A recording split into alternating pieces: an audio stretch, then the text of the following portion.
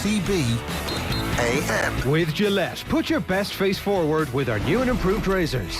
Alright, it's bang on 7:30 this Thursday morning. It's Ger and Eoin with you all the way through until 10. We'd love to hear from you. You can leave a comment on the YouTube stream. You can tweet us at Off The Ball AM, or you can get in touch with us however you want. 0879 180 180, that's the WhatsApp number. Owen, how are you? Very well, Ger. What's the crack? We were previewing the game with Phil Thompson yesterday and kind of were suggesting this has the bang of a routine away victory for Liverpool at this stage, which we shouldn't take for granted. They're going away to Inter and they're just beating them very casually with no significant doubts about the outcome. Maybe when the ball flashes off the upright, off the crossbar in the first half.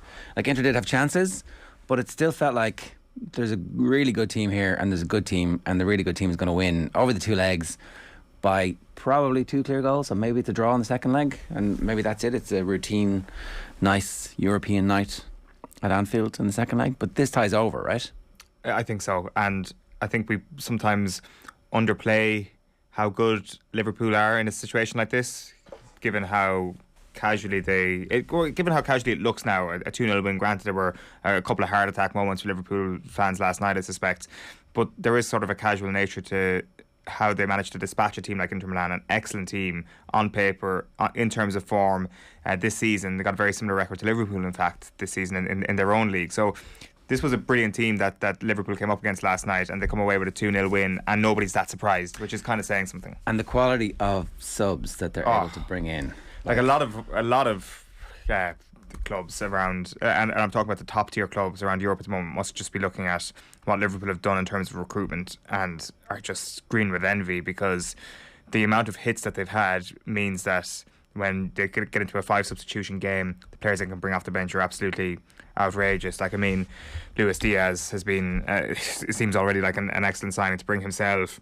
Henderson, Firmino, Keita, Milner off the bench. It's not a bad collection of people to be bringing on, and if you're hanging on by your fingernails against Liverpool, you know that they're just going to knock you off the cliff once those lads come on. Jota's injury might be a bit of an issue, but assuming that's nothing too bad, this squad is one that can definitely challenge on both fronts. It definitely feels like they're built for the long haul here as well. There's no sign, no chatter even of Klopp being burnt out or any of that kind of stuff. It feels like he's totally into it.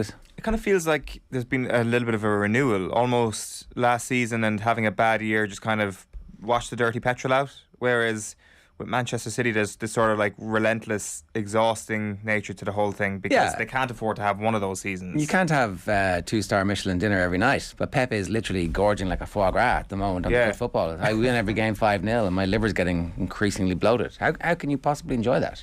Yeah, like I would be curious to see how Liverpool how they got on maybe against a team with a pacier version of Edin Dzeko up front.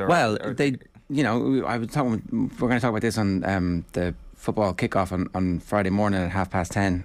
That's your plug.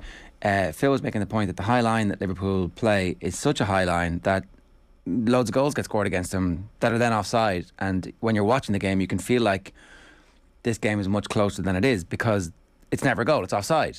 Like he had the stats for how many times Liverpool have caught teams offside, and it's like 30 or 40 times, maybe even more. Was it 100 and something versus 60 or 70 ahead of the next best team? Right. And the next best team is Manchester City. So like, they have perfected this. It feels very high wire. And the one thing you would concern yourself about mostly is that, like, the flag goes up 5 seconds afterwards. So the goal gets scored, the flag goes up, and everybody goes, "Oh, great, grand," and it's going to get caught by VAR anyway. But what if the flag doesn't go up in a final? You know, if there's a final where they're like, let the players play, where these decisions get made, and it's fringy, because it's fringy enough sometimes where, you know, you don't actually see the megapixel where the ball gets kicked, where the contact is made with the ball. Like, we haven't yet got the technology going, no, there's clear daylight between the foot and the ball, and that's the point where the ball is kicked. Or is it when the ball leaves the foot? I don't know, actually, it's a good question. I mean, there was definitely some attempts to clarify that over the last little while, wasn't there? But it's like, you know, there's like a split second where that happens. Yeah. And I just think I think the players know when they're in that situation, though, right? I think Van Dijk and Konate, who were excellent last night, I think that they probably have this understanding where it's like, we know that this is a bit of a higher wire act. We know that the chances are that the flag is just going to go up late. We have to play as if this guy's onside. Now, thankfully, it was Edin Dzeko last night who was the guy who was offside, and even if he was onside, well, no, what am I talking about? He put the ball in the back of the net, so he didn't get caught. But if he was onside, maybe he would have got caught. He would have certainly had less of a yard of a head start. Yeah. I just think that a speedier counter-attacking team is the only way that this Liverpool team gets beaten. I think it's their Achilles heel, but it's a necessary Achilles heel. I forget who had the cross for Lautaro Martinez. Shalnolu, was it? Was it Perisic? Well, so the ball comes from it comes from a short kick out. Liverpool are pressing and it goes the length of the field, and Inter did manage to play through the press, and they would have scored one of the great Champions League goals if it had been half a foot either side. If my granny had balls, I know, but other teams will have balls. In other teams, your auntie will be your uncle. You know, other teams might. And I guess that's why it's so bloody good to watch, right? It's because Liverpool will give you chances. There's a bit of jeopardy about it, even though like 2-0 to Liverpool last night would have been maybe what some people would have seen coming. Like PSG, Liverpool is what we want to see. Like we mentioned it yesterday in the show, we haven't had them go head to head and knock out Champions League football, and it's actually, you take Messi out of it, and I would still be as excited as I would possibly be. That's the tie that we want to see. Can I ask you, right? So the other score was coming through last night, and it was 1-0 for ages and ages and ages and ages. I definitely felt a little frisson of excitement, which goes against everything we were saying yesterday. Yeah. Whereas, like, whatever happens, don't let any of the big teams crash out. But if it's Bayern Munich crashing out to Salzburg, I'm probably okay with that. Yeah. I'm probably okay with Salzburg being a gimme for one of the super clubs in the next round, just to see what would have happened. The absolute conflagration in Munich. Like, on fire, everything on fire. The Allianz Arena turned red in shame. Done by Red Bull of all people. Like, it would have been amazing. I'm not with you on that. Sorry, I will gorge. You're talking about foie gras. I want to gorge on this for a little bit longer. My disgusting capitalist dinner on a Wednesday night. I need that to involve Dipped in gold. I need that to, like, I guess the irony there is I'm rooting against Red Bull, who of course wouldn't be dipping anything in gold, but except the gold in their bank. You do, of course, at the time think this would be great, this would be interesting to see Bayern Munich dumped out, and then you realise the consequences of that, and that would be another great tie for us to see. Would be Bayern Munich against Liverpool, Bayern Munich against Manchester City would be. But that's the thing. Like, I mean, they're the ones you want to see, not Salzburg. With all due respect, even though they are a club who've got like a Russian doll of Julian Nagelsmann going on, it's like, oh, who is this guy, this new 32-year-old who is trendy and very good at football management? And next year they'll have another guy who is called, Nagelsmann 4.0 or Klopp 6.0 or something like that. Titus Jasle is the manager of Salzburg. Yeah, he's a new guy, and he is also 33, I think. So, they basically played 3-7 last night. Well, maybe it's 3-2-5. They were definitely very attacking, Bayern Munich, and it didn't work for them. But look, that's the point. When it was 1-0, you're like, and then when it was 1-0, you're like, okay, fair enough. Salzburg have had their fun. Europe has been excited by this momentarily, but Bayern Munich have gone through, and like, it's really boring that all the best teams, all the same teams, make it every year to the quarterfinals and semi-finals and finals. But also the product that they serve up when they get there is the best product we've ever seen. Yeah, this is football has honed off all of the doubts by making sure that the Super League exists in everything but bad midweek fixtures, to the point where we know really what's going to happen over the next, mostly, with the exception, I suppose, Man United and Atletico Madrid. Yeah. Although we should know what's going to happen there. Atletico should take care of business because Manchester United are not very good at the moment. Like, if we're overreacting to the recent trends in Champions League, you have to say that once Manchester United sort their case out, which could be a while yet, and Barcelona get back on stream, you could have an even more concrete version of what we have now, this coterie of super teams. Yeah. Barcelona playing Napoli tonight in the Europa League. It's Europa League, okay, yeah. That tournament that Brendan Rodgers doesn't know anything about, that he's playing in tonight. Conference League, yeah. Very important to him, because it might be their last route to Europe this season. Right, the other thing, it's 7:39 this morning. Mark Lawrenson is going to join us in about 10 minutes to talk to us about Liverpool, and we'll talk to him too about Antonio Conte, who has spoken to Sky Italia. You can wait, and we'll get you the comments, the specific comments. The full interview airs tonight, but like the good marketing company that they are, Sky Italia, have already released some of the most sensational bits, and they are pretty sensational. If you're a Spurs fan this morning, you're puking, going, "Oh, he's told us the truth. We needed him not to tell us the truth. He's told us the truth." Blech. Maybe it's a necessary truth. You should put on a Google alert on your phone, Spurs fans, for Sky Italia, and whenever that Google alert goes off, you know bad things are about to happen. Absolutely. Right, the other thing that's happened in the last 24 hours is that this time yesterday, it was like, oh, great news for Southern Hemisphere Rugby. South Africa is staying. So this is fantastic. And then the reports kind of started to read what had happened. It was like, they've agreed short term, they're going to stay for another year or two, but that's it. Like, it's very... look, the rugby politics, the people involved in the top level of rugby politics, they're such wonderful people, such stand-up people, that, such an enjoyable group of people to spend time following and reading. And of all of the alicadoos, it seems that the backstabbing and shenanigans that goes on at the top level of world rugby is the worst. It's like the House of Lords Tory party trying to organise their summer piss-up. That's what it feels like. That's the level of competency that there seems to be. Really? In trying to. That's what it. Like, look at how all the World Cup bids work, and look at how look at how the law changes work, and look at the player welfare. We're big at player welfare. It's the most important thing for us.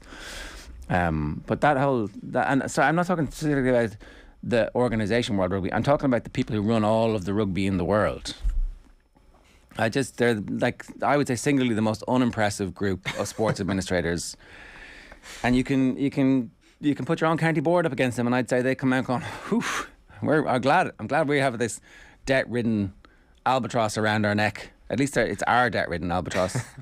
But anyway, so I don't know what's going on with this. South Africa yesterday reported was like we're part of the Southern Hemisphere crew, and then today in the papers, like, South Africa are basically like 1 foot already in the Six Nations, which would then be 7 nations, or would it be 6 nations? Who knows? Yeah, it's like very much South Africa commit to 2025, and also South Africa commit to 2025, and there is like definitely two different tones in the newspapers this morning as well. People taking the same piece of information and looking at it positively, and that same piece of information saying this is not good news.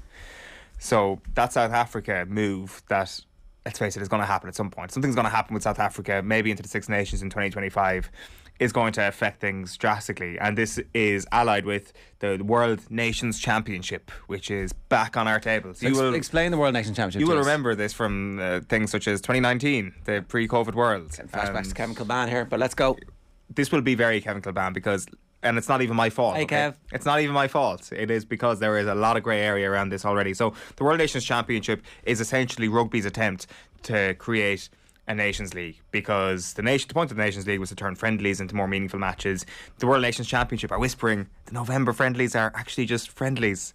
They're not tests. That's what they are saying here. That is the admission here. Well, they want these games to count for something. They're recalibrating the definition of the word test. They're updating it. Test 2.0. No, recalibrating was good. That's a very corporate sounding word. So they were recalibrating. What this would involve is a tournament of 2 divisions, 12 teams in the tournament, and it would take place every second year. You would have in one of the 2 divisions the Six Nations, and then the other division would be... Sorry, not one of the 2, the top one. The top tier. The top tier. We're tier 1 nation. Tier 1. We're the kings. Yes, but that would be in one... Sorry, that was my snout in the trough. One section, and then the other section would be Sanzar, which still includes South Africa. It's now Sanzar. Sorry, Did you see that? That's what I tried to do. But clearly it wasn't. I was like, oh, okay. They've just shoehorned in an extra A. Like, I mean, it would have been worse if it was like Fiji. What would they have done with that? Sanzar for Fiji are in. Japan are in, supposedly, to make up the rest of the 12. So you've got your Six Nations, the 4 from the Southern Hemisphere in the Rugby Championship, and then supposedly Fiji and Japan. That has yet to be ironed out. What would happen is that you would still have your summer tour to the Southern Hemisphere, but instead of going to New Zealand and playing 3 tests in New Zealand, you would play 3 tests against 3 different nations. So you would... Give me an example of those. You could go from New Zealand to Australia to Fiji. You could go from New Zealand to Japan to South Africa. Argentina to Australia to South Africa. Argentina to Fiji flights.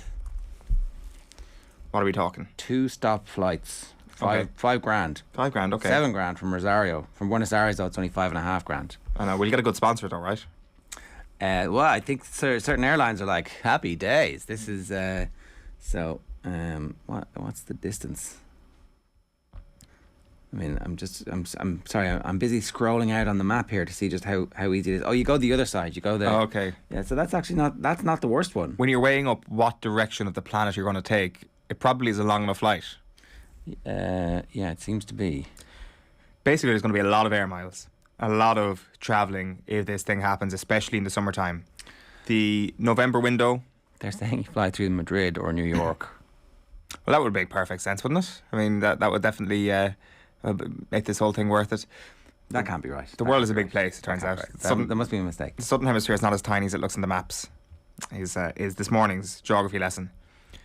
So that would be part of this, that you would have those 3 matches in the summertime, but against 3 different nations, and then you would have your November test, which would obviously be at home in the sort of traditional manner in which they're currently played, except it will go towards points for this World Nations Championship, and then the top team in one of the division would play the top team in the other division in a grand final at the end of November every second year, and that would be your World Nation Champion. So this has been on the table before. There's been a couple of things that have really set it back. First of all is the idea of promotion relegation, and this is for me where I get into the really confusing area, because this whole thing is predicated on the idea of the 6 nations being in Europe. If you suddenly have South Africa replacing Italy, do they then move out of the Rugby Championship cycle, not out of the Rugby Championship cycle, the Southern Hemisphere cycle, which would involve Northern Hemisphere teams moving down to the South? Do they move out of that, and then do you have to find somebody else to move into that, aka a Tonga or maybe even a USA? That I don't know, and I want to know how that actually factors in, because this USA is a Northern Hemisphere team.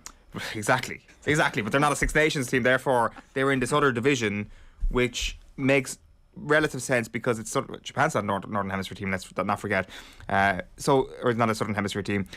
So whatever way you look at this is based quite a lot on geography, and it does get, I guess, it's given a bit of a foundation by the fact that in one division you have the 6 Nations teams all in Europe, and in the other tier you largely have Southern Hemisphere teams, the traditional Rugby Championship nations. So you can mould something around that. But if you take Italy out of one and you put South Africa in there, and then all of a sudden you've got another team put into the second batch of 6, things get muddied very easily here, and all of a sudden... So South Africa can't move. You've got to bribe them not to move. Like that would be the only way you could do this. And then the 6 nations are stuck with Italy, you would suggest. Or maybe they could be incentivised to help Italian rugby as opposed to just shitting on it and taking their money. Or else they do a promotion relegation situation based on geography, where the bottom team in that pool of 6 teams in the Northern Hemisphere would go into a playoff against USA or Georgia, whoever it may be. And if they lose that playoff, they get relegated, and that team comes up to the top tier of the World Nations Championship.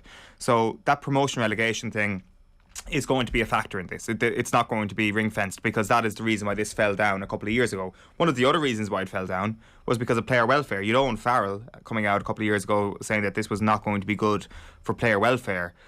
Like, this does not look any better for player welfare at the end of it, not least because you're going to try and squeeze in an extra November weekend for this final. So you've got your regular window and then a final on top of that. The clubs are not going to go for that, are they? They're not going to allow their players away for any longer than they are. You're going to have a Lions Summer World Cup warm-up summer. You're going to have your World Nations Championship summer. The rugby calendar is already chaotically packed. This will just add more madness to it. I think the idea behind it is to make these international windows more meaningful, and I like that. But to actually make this happen, you would like to think that it would take a complete rethink of the rugby calendar rather than layering more... I was going to say crap because some of the ideas are good, but layering more stuff on top of an already pretty complicated situation. Buenos Aires to Tokyo was pretty difficult to do. The first one that came up was through Sao Paulo and then through New York, and then New York to Narita, and then there is like one. I guess you have to charter planes that can fly direct. Can you fly? I mean, you can't obviously, unless everybody goes to the one location and all the games are played there. But that's very like a World Cup. You know, you can't be doing that then. So I don't know. Does it devalue the World Cup having this? Well, no. Does anybody care about this? Hey, we're the champions of this thing which started 3 years ago. Yeah. Hey, well, we had a final which we won.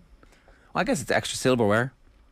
You know, I mean, they managed to turn the European Cup into something pretty quickly. Yeah, I would argue that people already care about the summer and November tests. Well, so you're all of a sudden adding. But you're never going to have a 3-test tour to New Zealand ever again. Yeah, okay, so that the touring element does get devalued a little bit. I wonder, would the Lions, the people who run the British and Irish Lions, be a little bit concerned about this as well, where you're like, are you poisoning the idea of the test culture in rugby, Or which maybe- the Lions are based on? Maybe you're the only one that's left, and so therefore it seems amazing. Like, that's the other thing, is that, and there's never going to be a Lions versus Argentina or a Lions versus Japan test series. I mean, I say never, right? Who knows? If it needs most, money will talk. But just what about a sustainable, the big brands like sustainability, the CO2 emissions that are coming up on my Google flights here, like 2,700 kilos per person. That is a lot. That's a big number. Well, when you add in like the amount of players that you're going to require for this 3-test series in 2 different hemispheres over a 3-week period, I mean, you're going to need like 60 players. Maybe you send one team to Argentina and another team to. I get that rugby is screwed. I understand it. I understand why it's screwed. But this seems to be trying to fix a problem that doesn't really need fixed, does it? What they need is that everybody plays the same calendar. So when they're playing, we're playing, and when they're not playing, we're not playing. And so when the World Cup happens, everybody's on an equal footing, and that the Test series seems to work quite well, doesn't it? Mostly. But I think, to be fair, that is why they're trying to create this, because they feel that they have a situation that there are allowances made for those tests, and they're pretty good as they stand. How do you incentivise them further? I do think the level of travel in the summer will be outrageous, even from just a player welfare standpoint. Like Daniel Schofield in the Telegraph makes the point that rugby just needs to tear the whole thing up and start again. But that's not going to happen. So this actually isn't as bad a scenario as you might think, that if you realise that you're going to just have to add something on, this isn't the worst idea in the world. Andrew Garrity says, any love for Georgia in the Six Nations? Supposed to be a great trip. Like it would no doubt be a great trip, but like my concern about Georgia is that we've seen good moments from them over the last few years. Maybe wasn't it that autumn tournament that Ireland played in 2020 against them, and there was a little bit of a scare in that game. But if they come up against Six Nations teams in Six Nations form, really going hell for leather on it, you fear that they'd have the same fate as Italy. Yeah, I mean, Georgia and Italy should have the opportunity to intermix, like one year, and then maybe one of them might get good after a period of time. John Claffey says rugby should go with Plan B. I think Plan B seems to work for everybody. A little local-based league, which actually is the be-all and end-all. That's a good idea. We need to keep the summer tours as they are, says James McCullough. Previously, we did a test in New Zealand and then a test in Australia. We used to get smashed as we didn't have time to get over jet lag before we played. They were like a good opportunity for us to see how we were doing versus and when New Zealand come and they do the 4 tests and try and do a Grand Slam, like that's class. Like there's something about that. France always feel a little bit left out, but maybe we could kick one of the other teams out. No, and then occasionally screw kick that France. ourselves. Screw France. I mean, okay, yeah, fair enough. Never give a sucker an even break. Yeah, exactly. So that's the crack with that. You did a very good explaining there. I haven't a clue what's going on. Neither do I. Yeah, it's the meme of the dog at the computer being like, I have no idea what I'm doing. That is me trying to look at this. That is us this morning, yeah. Okay, if you want to get in touch with us, 0879 180 180 is the WhatsApp number. We're going to speak with Mark Lawrenson in just a couple of minutes' time. OTB AM is brought to you by Gillette. Good morning. Start with Gillette. Put your best face forward. Their new and improved razors. We're going to talk about the League of Ireland now. Mark Lawrenson coming 10:08. Sports pages at 8:30. We'll talk to John Duggan about Antonio Conte and the latest coming from the Saudi Golf League, where it seems like some big fish are about to be landed by the massive obscene amounts of money that are being thrown out there. Six Nations team of the tournament from Stephen Kisbey-Green at 8:50. Paul Durcan, not the poet, at 9:10, and Gordon Darcy at 9:30. Paul Durcan's going to talk to us about the Sigerson, which NUIG won for the 23rd time last night. I would have no clue of the Roll of Honour of the Sigersons. If you were to do a pass the parcel round about the Sigersons, I'd run out after about 6. Yeah. You look at you like, oh, I should do that, shouldn't I? That is a very good idea. I'm not sure if I've done that one already. But I guess does that play into the idea that when you get asked for any role of honour, except for All Ireland titles for hurling and football, it's hard to actually list them off anyway. It comes back to the whole idea of statistics and record keeping. Nighy. What? Yeah, that was a college in Limerick, I think. Oh, it's like what? Nihe. Nighy. Was that not the old DCU? I don't know. I'm not Nighy Limerick, I'm right. There was a Nighy Dublin. Yeah, I think that just became DCU after a while. So Nighy are what? UL. Are you? Oh, they became UL. All right, interesting. You really do learn something new every day. So I'm not sure you learned anything there on. They've gone level with UCC, it turns out, in UIG. So they're both on 23, UCC on 23, and UCD with the most wins on 34. The powerhouse. Mixer on YouTube has been in touch to say, Alison with that heart in the mouth moment, playing out from the back with nowhere to go, just get the ball up the pitch. That's your inner GAA coming out in you there, Mixer. Inter had a moment like that where it looked like the press was going to get them, but the press didn't get them, and they played out through the press and they nearly scored down the other end. This is something that's coming up in Gaelic football at the moment, and we'll talk with Paul Durcan, the Donegal goalkeeper, ex-Donegal goalkeeper, about this, about innovation for innovation's sake. There's a belief out there that it's bad. I'm all in favour of this. I think this is good. I think that teams can't do it, but how do you learn to do it if you don't screw it up? Now's the time to be screwing it up. Are we saying that Cluxton never made a mistake in a league game? Well, I mean, he never played league games for the last 10 years, but you know what I mean? That he didn't have periods where this went really badly wrong. Or are we saying Rory Began never screwed up? Of course he did, loads of times. But what happens is he gets better and better at it. How do you get good at it without practicing? One of the moments of that game when Tyrone got hammered in Clarny last year was Niall Morgan getting lobbed when he came out of goal. And Niall Morgan ended up being the best keeper in the country at the end of the year. And part of that was coming out of goals, helping out in the opposition kick out. By its very nature, it will be heart in the mouth stuff because your goal is left vacated, and that in our subconscious is not a good thing to see. But by extension of that, then it also leads to added opportunities further up the field. And I would say that the cost of it, or the potential risk of it, actually isn't that high. It is very infrequent moments where it and goes when wrong. you do get caught out, the benefits over the course of the game probably are bigger than being caught out in that one moment. It's whether or not your team goes, I told you it was going to happen. Which, that's a very Irish thing to do. After timing negatively, it's like, yeah, we're world champions at that. But everybody, no, hang on a second. We've stopped them scoring already in this game. So that one moment of genius from this person who has found this tiny little pocket of space, high end stuff. Anyway, right. Let's bring in some of this. So yesterday, the press conference yesterday for Damien Duff in Talca Park. It's his managerial debut against St. Pat's this week. So a lot of focus and a lot of attention, a lot of excitement, I think, in League of Ireland circles, or certainly the casual fan is paying attention to what's going on with Duffer, particularly because of the back and forth with Johnny Ward last week. So here he is talking with Aisling O'Reilly. Enjoy this. Damien, your first senior management role, how are you finding it so far?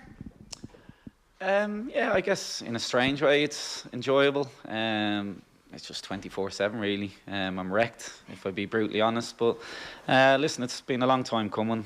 I think I'm in the gig 8-10 weeks, maybe more. And Friday will be on us soon, so looking forward to it. And how has the training been with the lads? Is their fitness up to standard? I hope so, yeah. Listen, we've worked them hard, all with the ball. I believe you can get fitter than ever with the ball rather than just running people, so that's the way we train. Like I said, I hope they've enjoyed it. I think they know the way we want to play, and listen, we see how it all unfolds on Friday night and beyond. And how has the recruitment process been for you? How involved have you been in it? Oh, it's not like England where we've scouts all around the country and Europe and this and that, head scouts, chief scouts. It's just myself and the staff. So, just I guess more or less spent the last 2-3 months on Y Scout, watching 1,000,001 games, speaking to a lot of players. A lot of players telling me no, a few players telling me yeah. And listen, we finally got there. Everyone's in the house, full squad of players, fit, healthy, mostly young players, and raring to go. Was that tough, that side of things? Yeah, in a strange way, it's probably the toughest, most time-consuming thing I've ever done in my life. And then I guess it comes near the start of the season, maybe you haven't got a striker in or a certain position, you get a bit rattled. But I heard a lot of people telling me just trust that you'll get them. And listen, we did in the end. So I'm more than happy with the squad. They're brilliant and very exciting, and we love working with them every day. And you've worked under some massive managers. How would you describe your management style? Oh, I don't know. I guess probably hands-on, too hands-on. I need to get better at delegating. I just sticking my oar into everything, whether it be Gavin with social media, telling him how to do his job, the medical side, everything. So I guess I'm young, enthusiastic, but I just need to calm down. So, yeah, listen, it's just emotion, love of the game. It's the way I was as a footballer, and I guess I'm the same as a coach. And I'd just like to mention Celtic as well, if that's okay. I spoke with Neil Lennon recently. He mentioned just how well thought of you were at the club. How tough was it to leave, and how would you sum up your time there? Well, that's very flattering coming from the gaffer.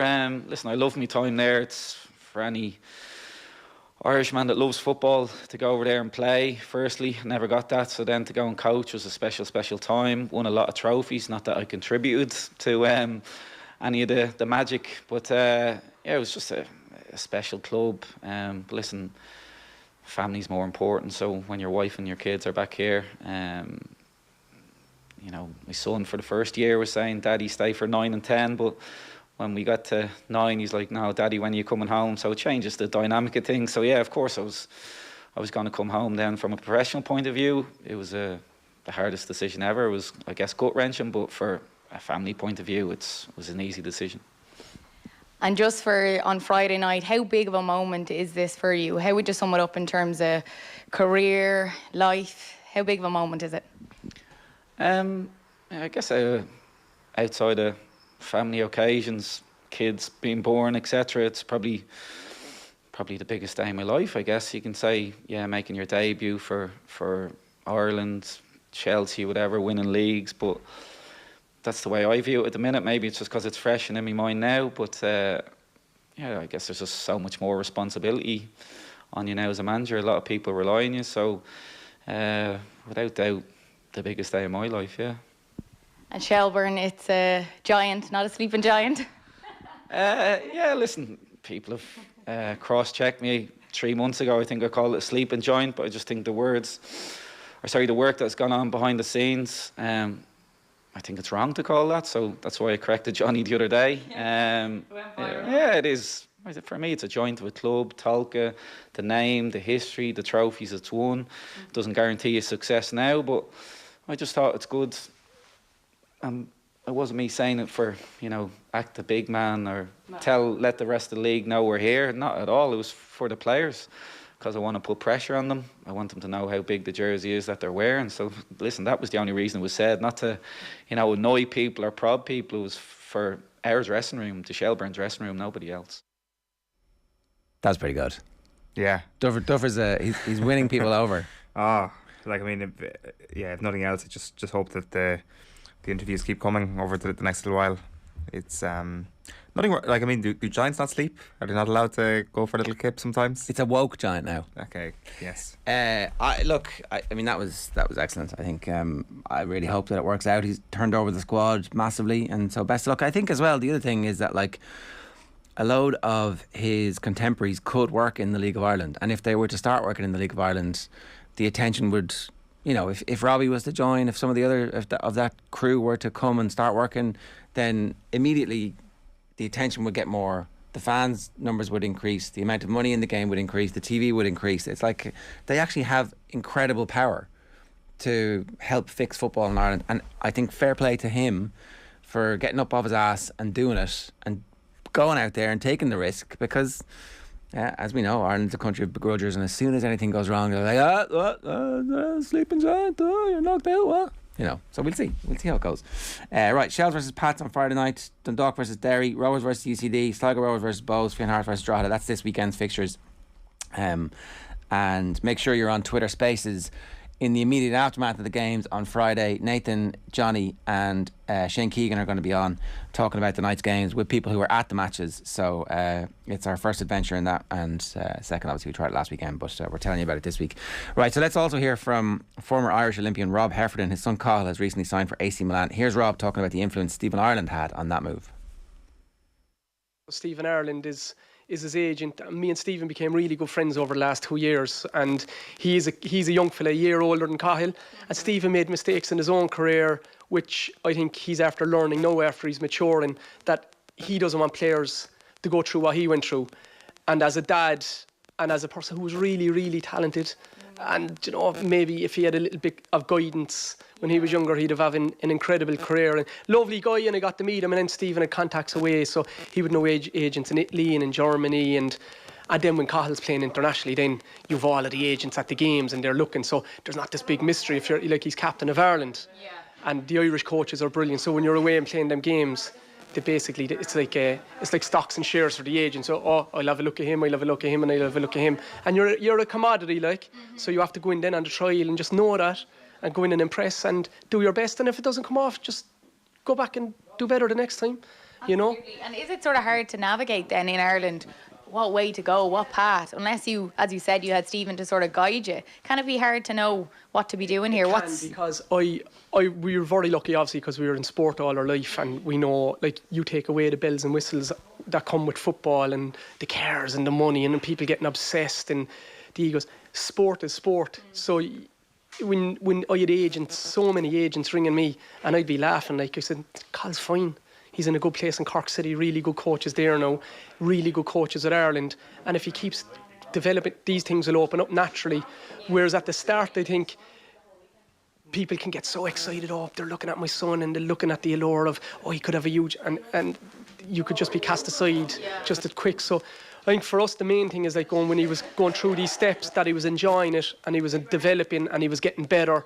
And you have to let it happen naturally. And then even we sent him over to Stephen 2 years ago when he was 14, and he went for a week, then he went back another time and he stayed for 5 weeks. Stephen exposed him to all of that. So you do have to be careful. A natural progression. So, and then he was on trials in Man United, Celtic, he was in Burnley, and then it was a couple of things and a couple of upsets as well. Yeah. It's like going, that's life, boys, the way it goes. It doesn't matter, like, I'm sure you didn't walk straight into your job, or people, that there's always heartache, and I think you need to let them know that. And I think when you're exposed to some of it, and you come back and say, okay, what did you do good? What feedback did you get? How are you going to get better? What do you want to get better? Did you really want this life? It's hard, like. That's Rob Heffernan talking about his son there with Aisling Riley. Next one here, the Irish women's national team were in action yesterday in the Pintar Cup. They were trailing 1-0 to Poland but came back to win 2-1 thanks to goals from Lucy Quinn and Louise Quinn. Ireland faced Russia in the semi-finals of the 8-team tournament on Saturday. Poland ranked above Ireland at the moment in the world rankings, by the way, so a good win for Vera Pauw's team. Here's Louise Quinn talking about Ireland's chances. Every game is extremely important for our development, for our confidence, for to push on in the World Cup, and we're taking advantage of every bit of it. And it's there. It's a competition there that we can go and win as well. And just always compete. And I think we also just went into it with no fear. Trying a new, different couple of things, and just to kind of go and play with that freedom, and play with the. If mistakes happen, they happen, and maybe this is the place to do it, but then it also lets you play with freedom, and you could see that then in the game. Roll on Saturday. Absolutely, can't wait. Louise Quinn there talking after a 2-1 win for Ireland against Poland yesterday. A reminder, OTB AM brought to you by Gillette. Good morning, start with Gillette, but your best face forward are their new and improved razors. We're talking to Mark Lawrenson next. OTB AM. This is OTB Sports Radio. The football pod on OTB Sports. The only thing about Dublin that I'm worried about, right, is their fear factor is going to go. If someone draws Dublin now in a big game, there's going to be a different confidence to the opposition. That was something we would have spoke about in our time at our absolute peak, that there were certain games we did not want to lose. Don't give them an inch. Keep them down. Keep your foot in their neck. And you're right. Once the cracks start appearing, that air of invincibility, it wanes a little bit. For the latest on GAA, rugby, football and much more, download the OTB Sports app, turn on push notifications and hear it here first. With prices from only €289 for fully comprehensive car insurance, everyone's making the jump to getsetgo.ie. New business policies only. Prices subject to minimum premiums. T's and C's apply. MCL Insurance Services Limited Trading is getsetgo.ie is regulated by the Central Bank of Ireland. OTB AM. With Gillette, put your best face forward with our new and improved razors. It's bang on 8:10 this Thursday morning, and I'm delighted to say Mark Lawrenson is with us. Mark, good morning to you. How are you? I'm all good, thank you. You? Yeah, pretty good. Yesterday, when we were previewing this game, we had your former mucker, Phil Thompson, on, and we kind of actually more talked about the historical significance of games at the San Siro for Liverpool than previewing this game, because it felt like it was going to be a routine victory for Liverpool. And I just talking about it earlier, we take it for granted a little bit just how amazing this Liverpool team are, where they go to the San Siro, they win 2-0, and it's kind of no big deal. Yeah, and didn't really play particularly well, but obviously defended extremely well. It's just expectation levels as well. But I think the first time in since Klopp's been there, he's got everybody fit. Maybe Joe Gomez is still carrying a knock and he's not around, but all of the other players that he's got a chance to pick from, they're all fit and ready. Obviously, Jota got injured yesterday, so it remains to be seen what's happening to him. But that's unusual in football. Even with these teams with big squads, you normally like one or two missing at the very least. But he's now got an embarrassment of riches. I thought Conte was outstanding last night as well for him, so that's another problem. Does he bring Matic back at the weekend? He's got lots of problems, but his problems are selection problems in a good way, not in a bad way. I think the other thing that we're seeing is the Thiago signing. There was a bit of a handbrake on it because of injury, because of COVID, because of a bunch of different reasons, and the players around him. Now you can see that he can bring Thiago on to change the shape of a game and to change what the team are trying to do. So it gives him an in-game opportunity to be a completely different team in some respects. Yeah, he's my favourite player, Thiago. I mean, socks down, just so aware of everything on the pitch. He's got radar, his passing's fabulous. He's got a little bit of a nasty streak in him as well, which I like. And he just, as you say, gives him a completely different dimension. And you can tell all the players love him as well. And, that midfield now, where we're looking at the start of the season, maybe it needed a little bit of strengthening. I mean, there's so many different players and different players in terms of they've got different attributes as well, as you rightly say, with Thiago, etc. So it's a great time for Liverpool.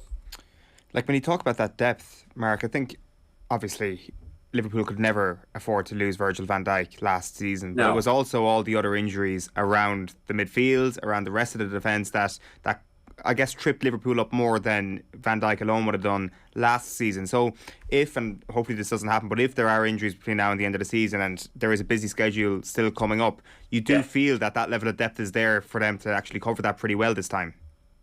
Yeah, and when you really look back at that season, and obviously all the centre-backs were missing, etc., but I think the biggest single problem was that Fabinho was taken out of midfield to go and play at the back, and basically Klopp didn't have many other options. And Fabinho's just in that position. He's been outstanding. He just cleans up anybody's mess all the time. He sits in front of, the two centre backs as well. And it gives them real strength. It allows the full backs to push on all the time, as we know. And he's become a really, really key player for Liverpool. James Milner made his 800th appearance of a senior club career last night. I mean, it's an absolutely ridiculous number. This late stage of James Milner, this stage where we're still kind of talking about him potentially starting in the team. I think was it David Myler on the show the other day actually predicted that Milner would actually start last night. To what extent do you feel that like the culture at the club, allied with Milner's own hunger to continue to succeed, to what extent is it Klopp and the management there? How much have they managed to get the best out of Milner over the last little while and to keep this going? Well, they've obviously got lots out of him, but I mean it comes from within this, and he's been in the game so long. The great thing about Milner for me was when he was at Manchester City, he could have stayed there and earned more money but not really play many games, and he said no chance. I just want to go somewhere where I want to play, which is why he signed for Liverpool. And in playing so many different positions, he's just got a great attitude to the game. Doesn't drink, I don't think. I think he lives a really healthy life, which is obviously why he's still playing.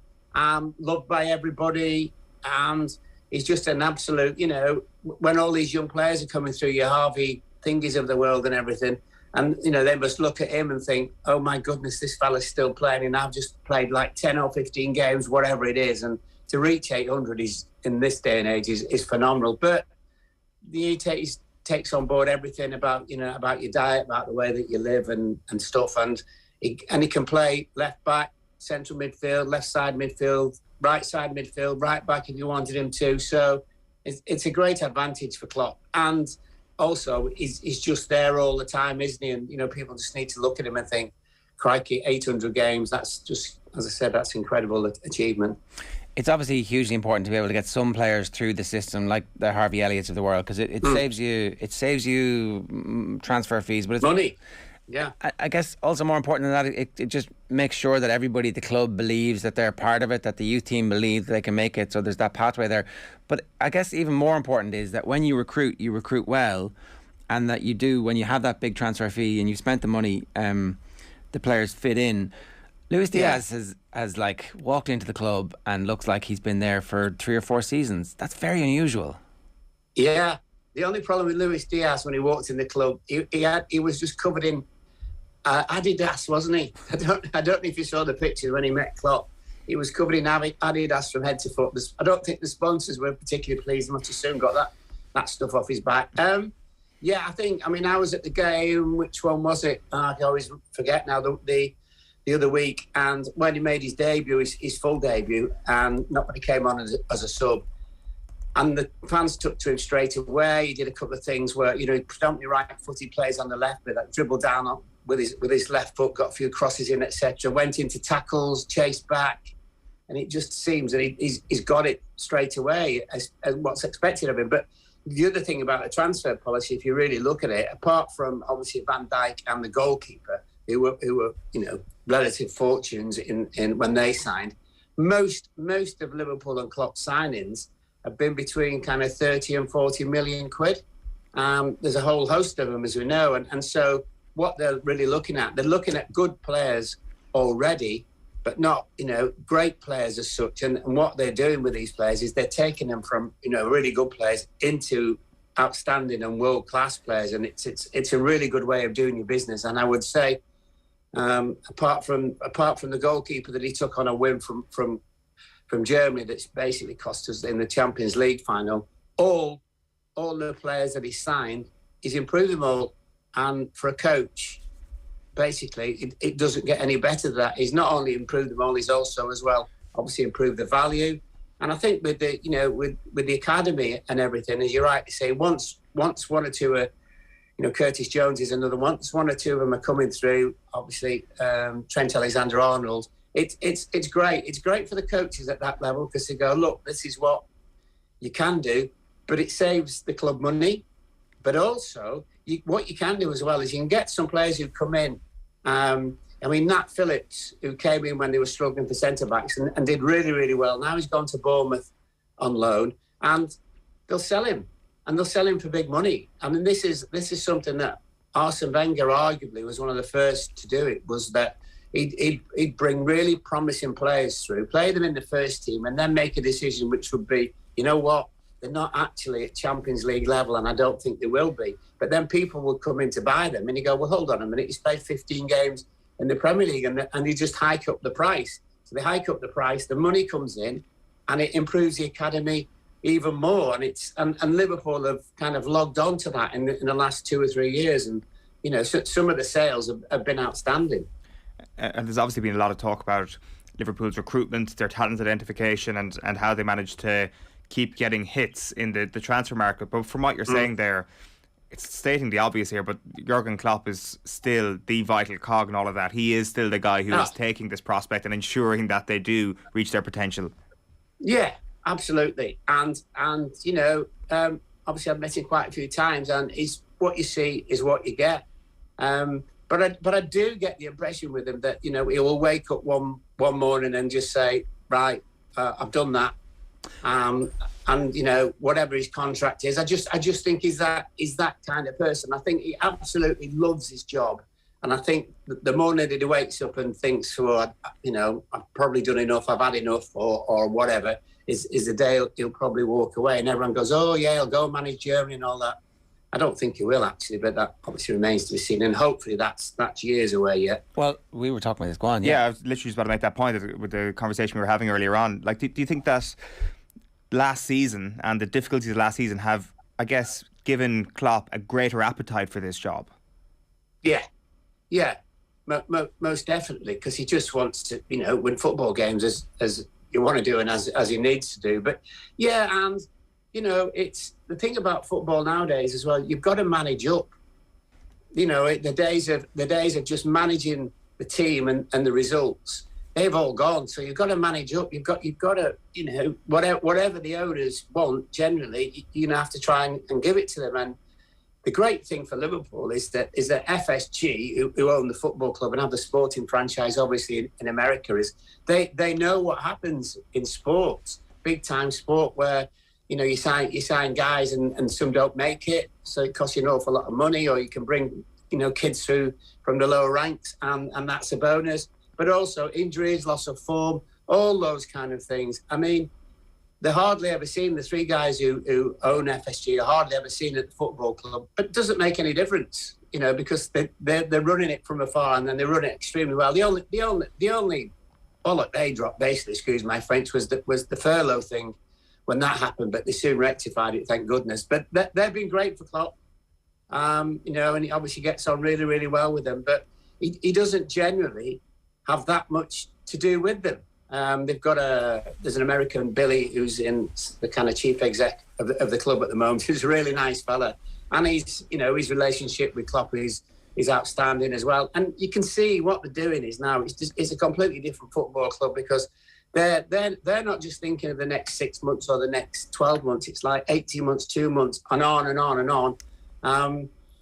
And I suppose from their point of view, one day they will probably sell the football club, but it will be sold for billions, not hundreds of millions. Well, that's the thing, right? Klopp is the goose that laid the golden egg in all of this. So we've seen the transfer deficit over the last 10 years figure, the billion figure that's due in the rounds for Manchester United. But on transfer market, for the last 5 years, the transfer deficit that Liverpool have is almost exactly the same as, who else was it there, as West Ham. So it's 197 million for both of them, right? But then you look at the other clubs who have spent more, and it's like now Newcastle are ahead of them, Arsenal are ahead of them, Villa are ahead of them. They're in the same kind of ballpark as Wolves and Brighton. It's an incredible level of management that Klopp has managed to build a Champions League and Premier League winning squad. Everybody else is trying it, but nobody else is doing it. And like they're half the money or less than half the money that Man United and City have spent on deficit in that period of time. It's all Klopp.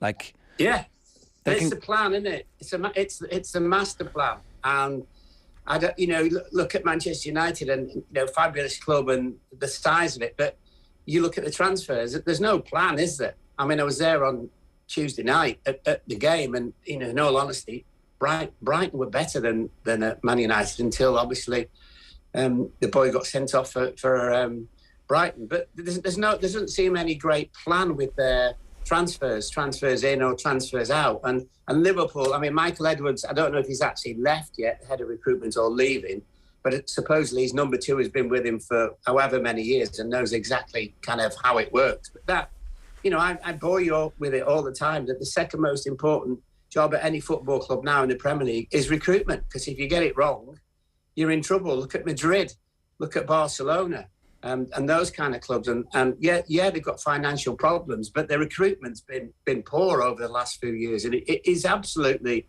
the key, and that's very much Klopp. And I mean, it's like a 24 hours a day job. I mean, I'm sure he does sleep well, because obviously the results are really, really good, and it makes such a difference. But all the time, it's not just taking training and that's it, and wave goodbye to the boys at 1 o'clock and at lunchtime, and then nip home and have a bit of lunch and stuff.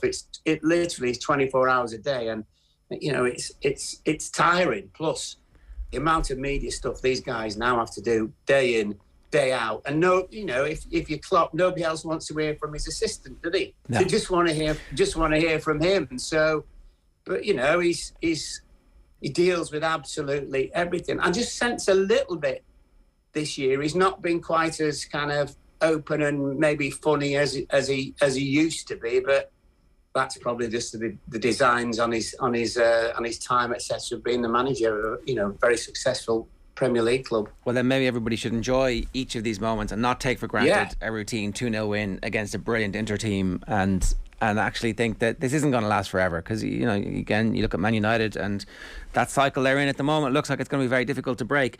I do want to talk about Spurs briefly here with you. Spurs net transfer money is actually bigger than Liverpool's over the last 5 years. But Antonio Conte has given an interview to Sky Italia, which obviously blew up Romelu Lukaku's relationship with Chelsea before Christmas. So Conte says, this is just a snippet of it, the full thing's gone out tonight. What happened in January was not easy. We lost 4 players in January, 4 important players for Tottenham, and we brought in only 2. So even in terms of numbers, rather than reinforce the squad, we on paper weakened it.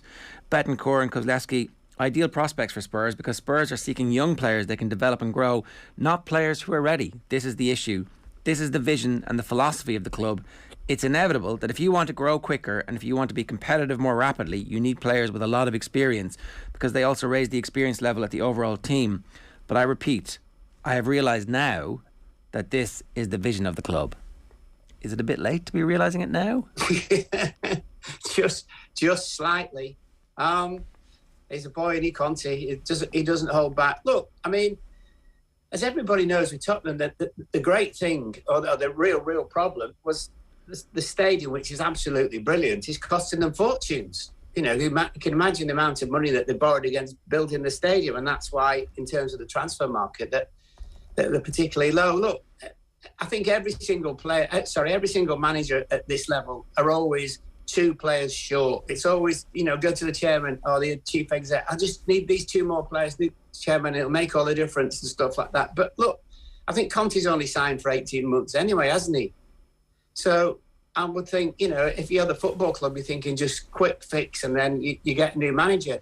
But have they got a plan? Have they got a plan for when Conte goes? I would probably, looking at them, the way they run at the moment, probably no, in terms of a new manager. So it's just a football club. It's their problems, and Conte's obviously making, because they've had a few defeats as well lately, and of course that's always worse for the manager. But you just look at Tottenham, you just think perennially, if they might get 5th and they might get 6th, but you don't look at them thinking they're going to win all sorts of trophies anytime soon. And then what happens to Harry Kane again this summer? Is he going this summer? So it's just a football club. It's a great football club, fantastic as a stadium, but the inner machinations of their club are not particularly good. If you're Kane listening to this, and the manager is saying the vision of the club is to sign young players, improve them, well, what's the point of that? It's really to sell them on. Yeah, you're thinking, well, hang on a second. I made a big thing about trying to win trophies, and Conte came in and he started to, actually maybe I could stay. But surely he's looking at this and going, right, I'm out of here now. That's it. I would have thought so. I don't think there's anything else you can take from it. We're looking at that as well. So, it's just a strange thing with Tottenham. Is I always feel sometimes that they think they are better than they are. But they aren't, because what have they done? What have they done in the last few years? All right, I mean, they got to the Champions League final, didn't they?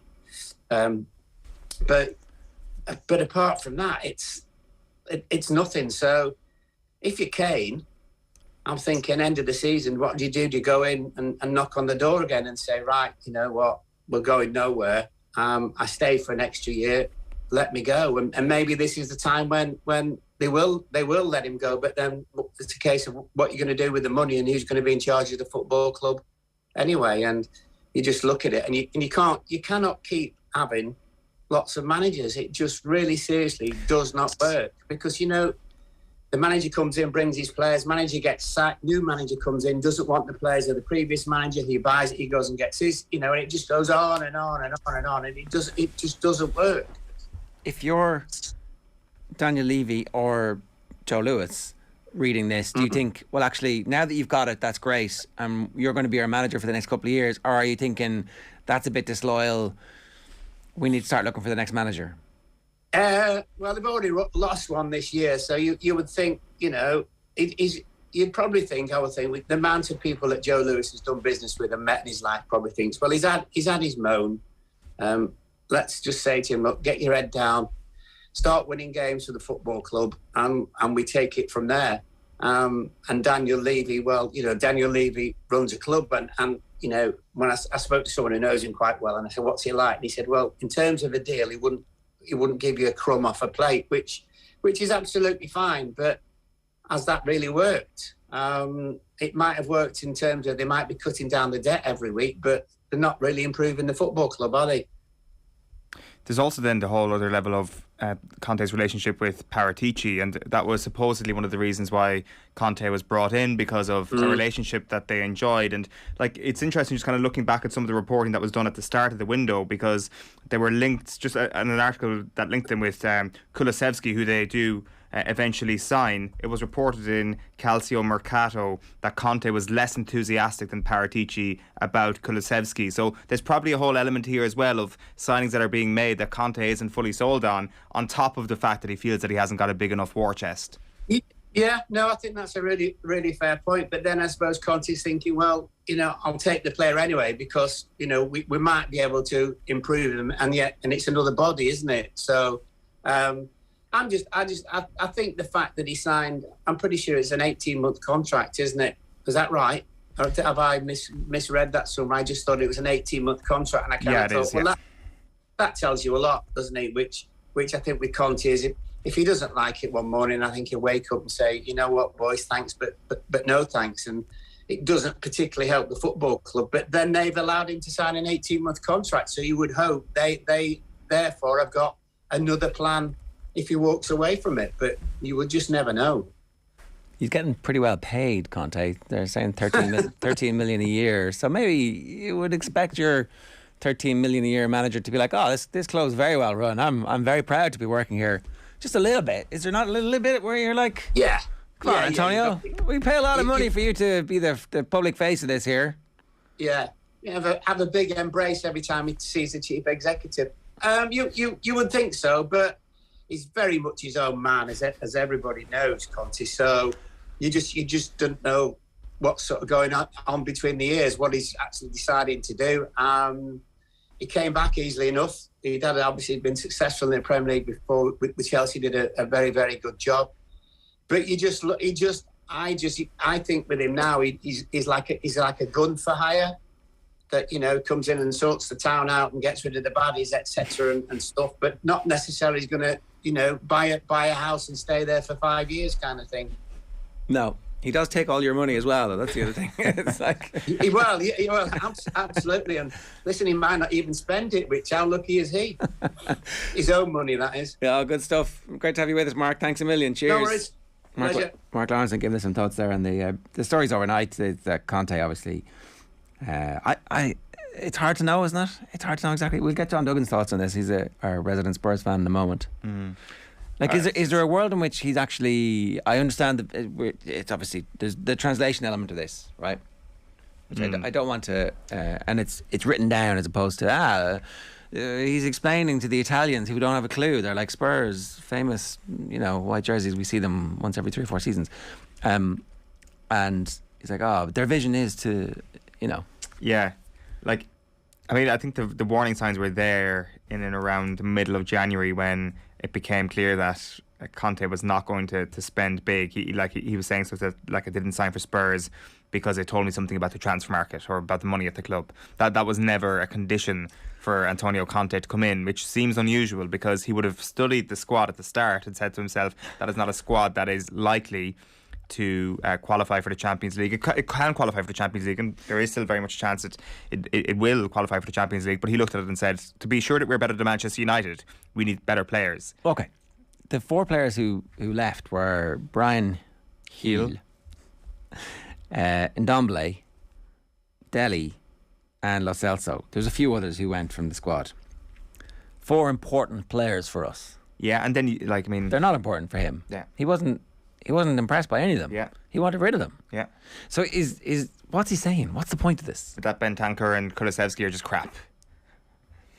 It's a screw you to the two lads that were brought in. I'm not sure what the story is with Bentancur, but as I said there, the Kulusevski transfer is definitely shrouded in a bit of this was kind of done above my head, and maybe he'll make a good player at Tottenham out of him. But I'd say while he said a month ago that there was no assurances about the transfer market given to him, that doesn't mean that a month down the line he can still be frustrated about the actions in the transfer market anyway. So I'd say he knew it was going to be bad and he didn't think it was going to be this bad, is probably the truth of it when it comes to recruitment. But that's like, he's a very smart man. He's been around football a long time.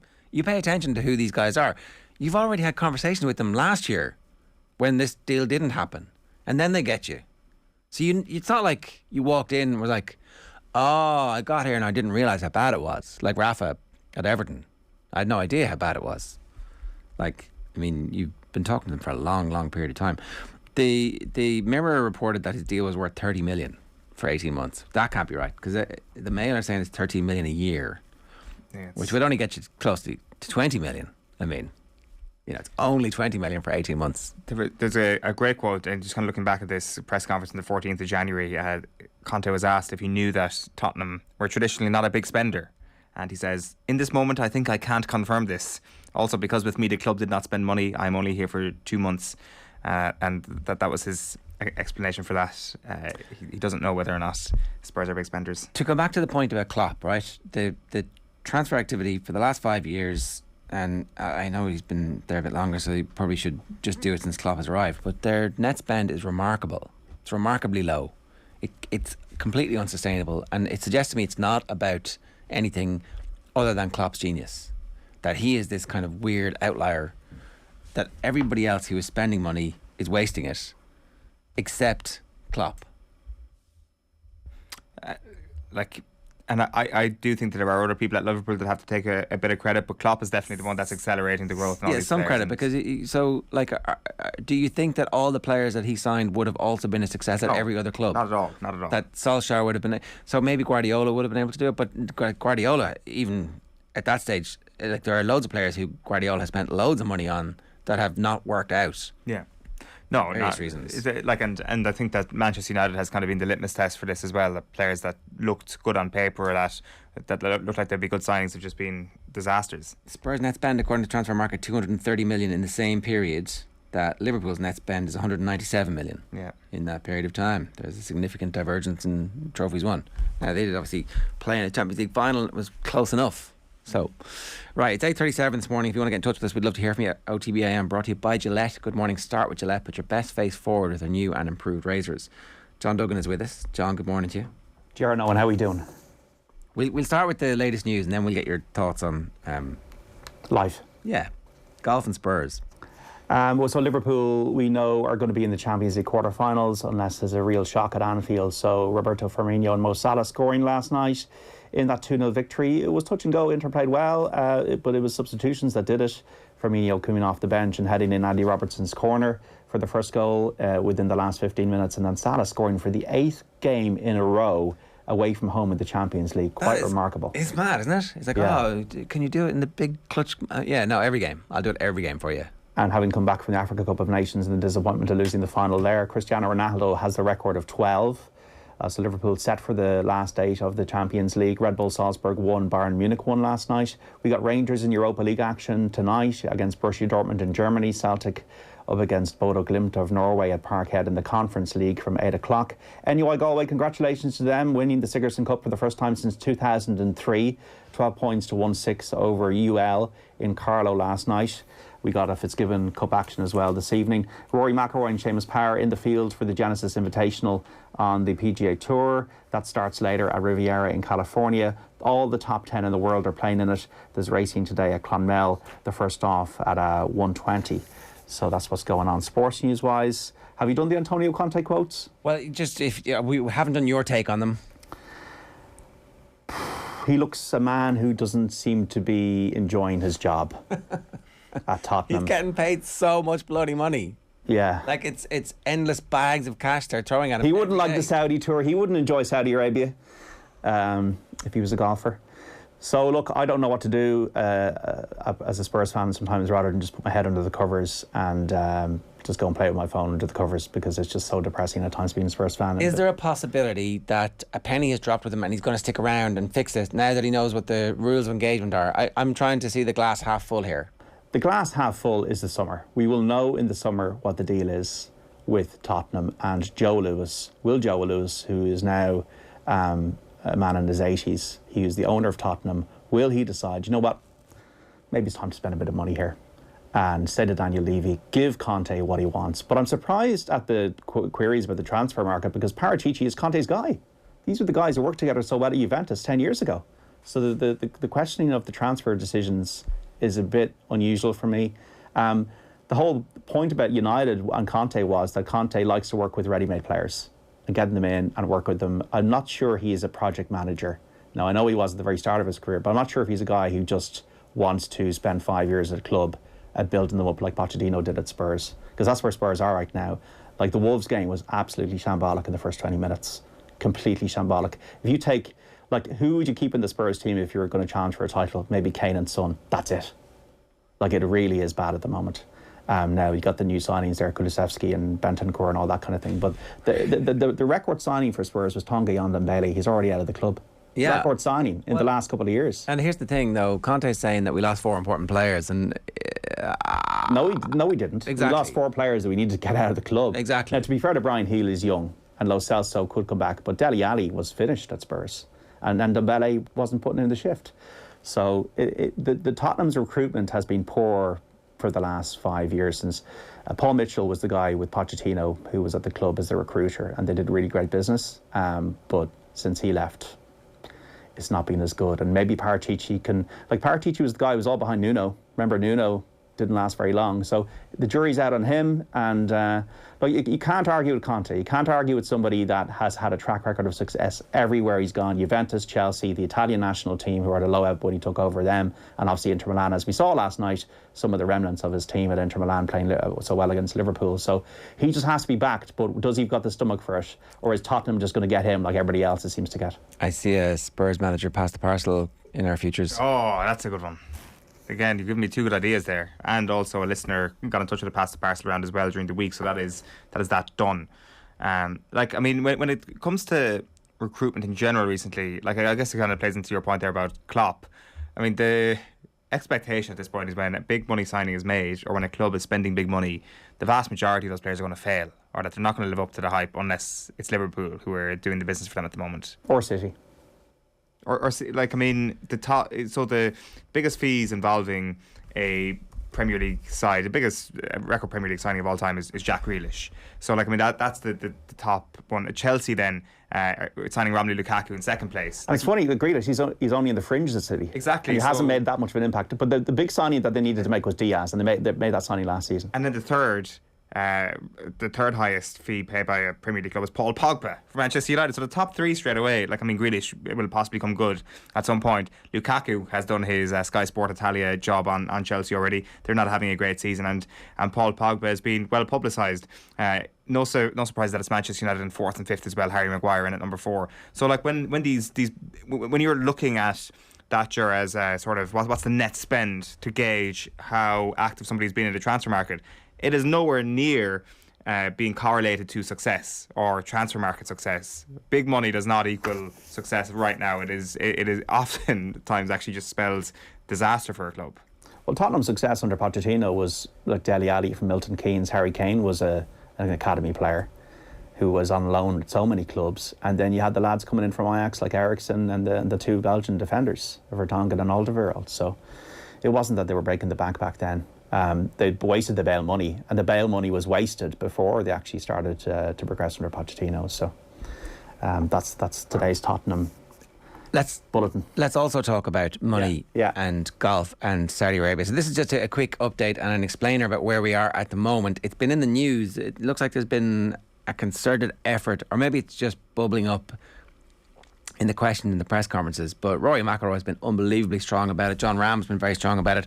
On the other side, there are some players who are like, You're offering me how much money? Well, a lot more money than they could probably ever need. The Saudi Arabian government, we know, want to sports wash, and they've done that at Newcastle, and they have got the Formula 1 race there now, and they want to get into golf in a big way. It's funny enough, they had a partnership with the European Tour, which didn't really work out. So that Saudi International Tournament was under the European Tour's auspices. Now it's not, and now you have a split. And Greg Norman is the public face of this. Greg Norman, the two-time Open champion, people may remember in the mid-90s, wanted to set up a world tour of golf, fell flat on its face, got Rupert Murdoch to pull the plug at the last minute for Fox TV to be involved in that. But he's back, Greg Norman, and he's the public face. And they've cleverly bought their way with a 300 million quid investment in the Asian Tour. And the Asian Tour has world ranking points. Harold Varner, who won that Saudi tournament a couple of weeks ago, which Shane Lowry was at, and a lot of other hosts of top names are at, including Phil Mickelson. Varner's now into the top 50 in the world, so he can get into the Masters if he stays there. So that's a very clever piece of business that they've done to get into the Asian Tour. They want to have this breakaway league. We're at the stage where I think that it's okay at the moment, because ultimately you've got the top 10 players playing in California this week in the world, and Rory came out of it. We're going to hear from him now. But just before we do that, let's hear from the former Masters champion, the Australian Adam Scott, who was asked about the source of this money for this breakaway league. I think it's a bigger discussion than just a quick quote from me up here, to be honest. You know, I can understand, obviously, that angle. You know, I think you can argue both sides of lots of things.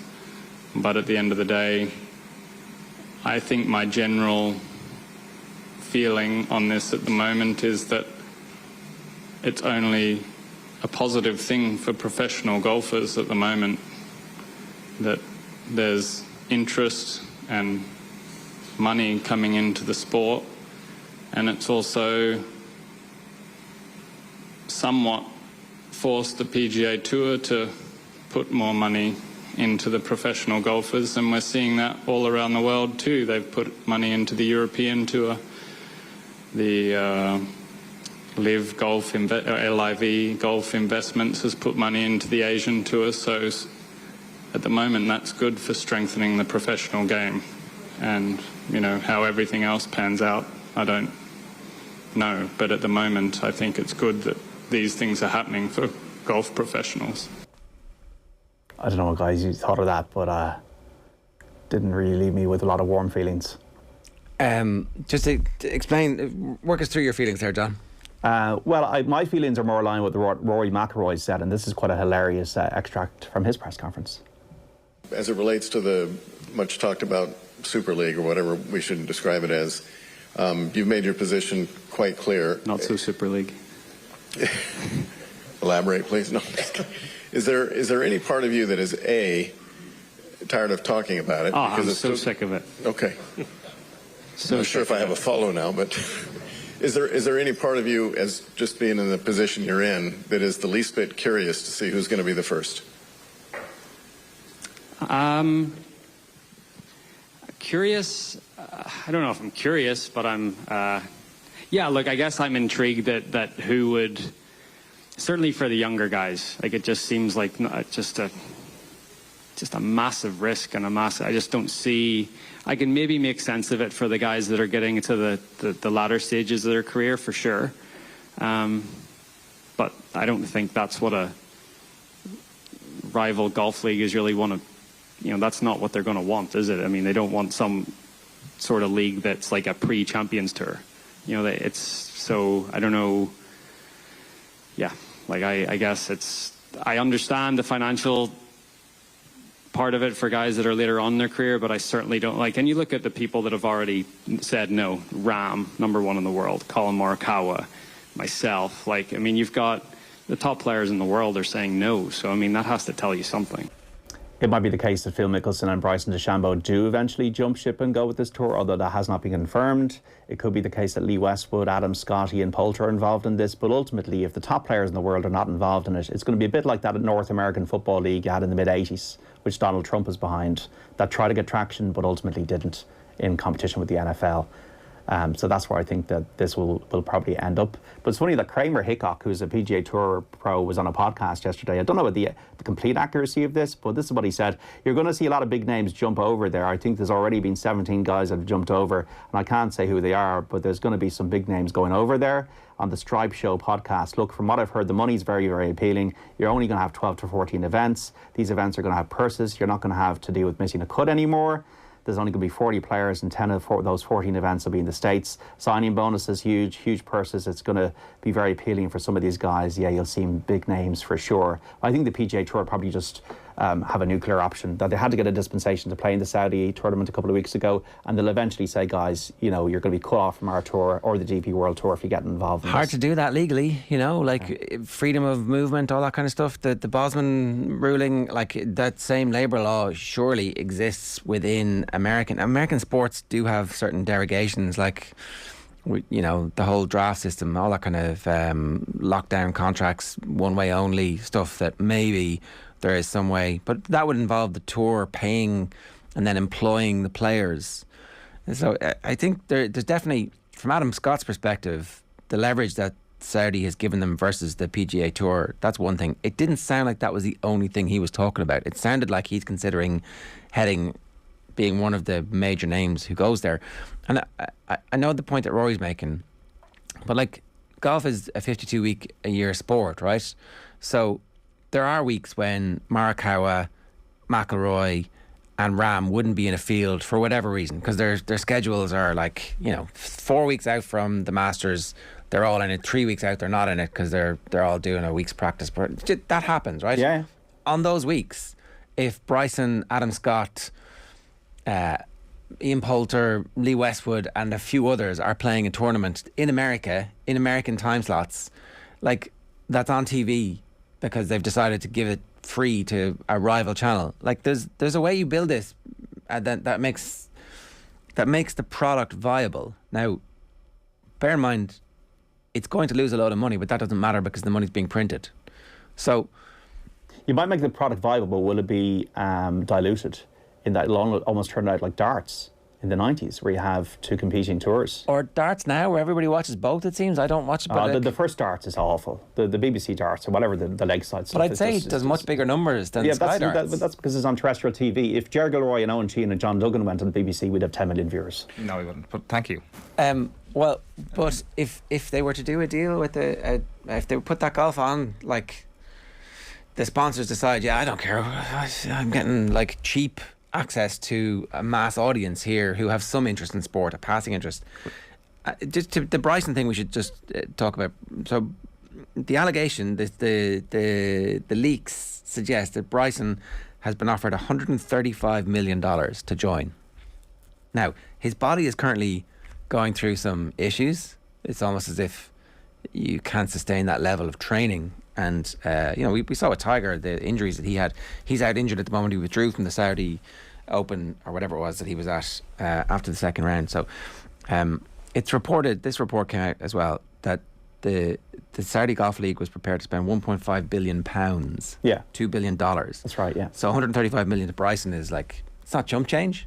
No, it's not. In that context, but it's chump change for the owners going, get Bryson, get a couple of other guys.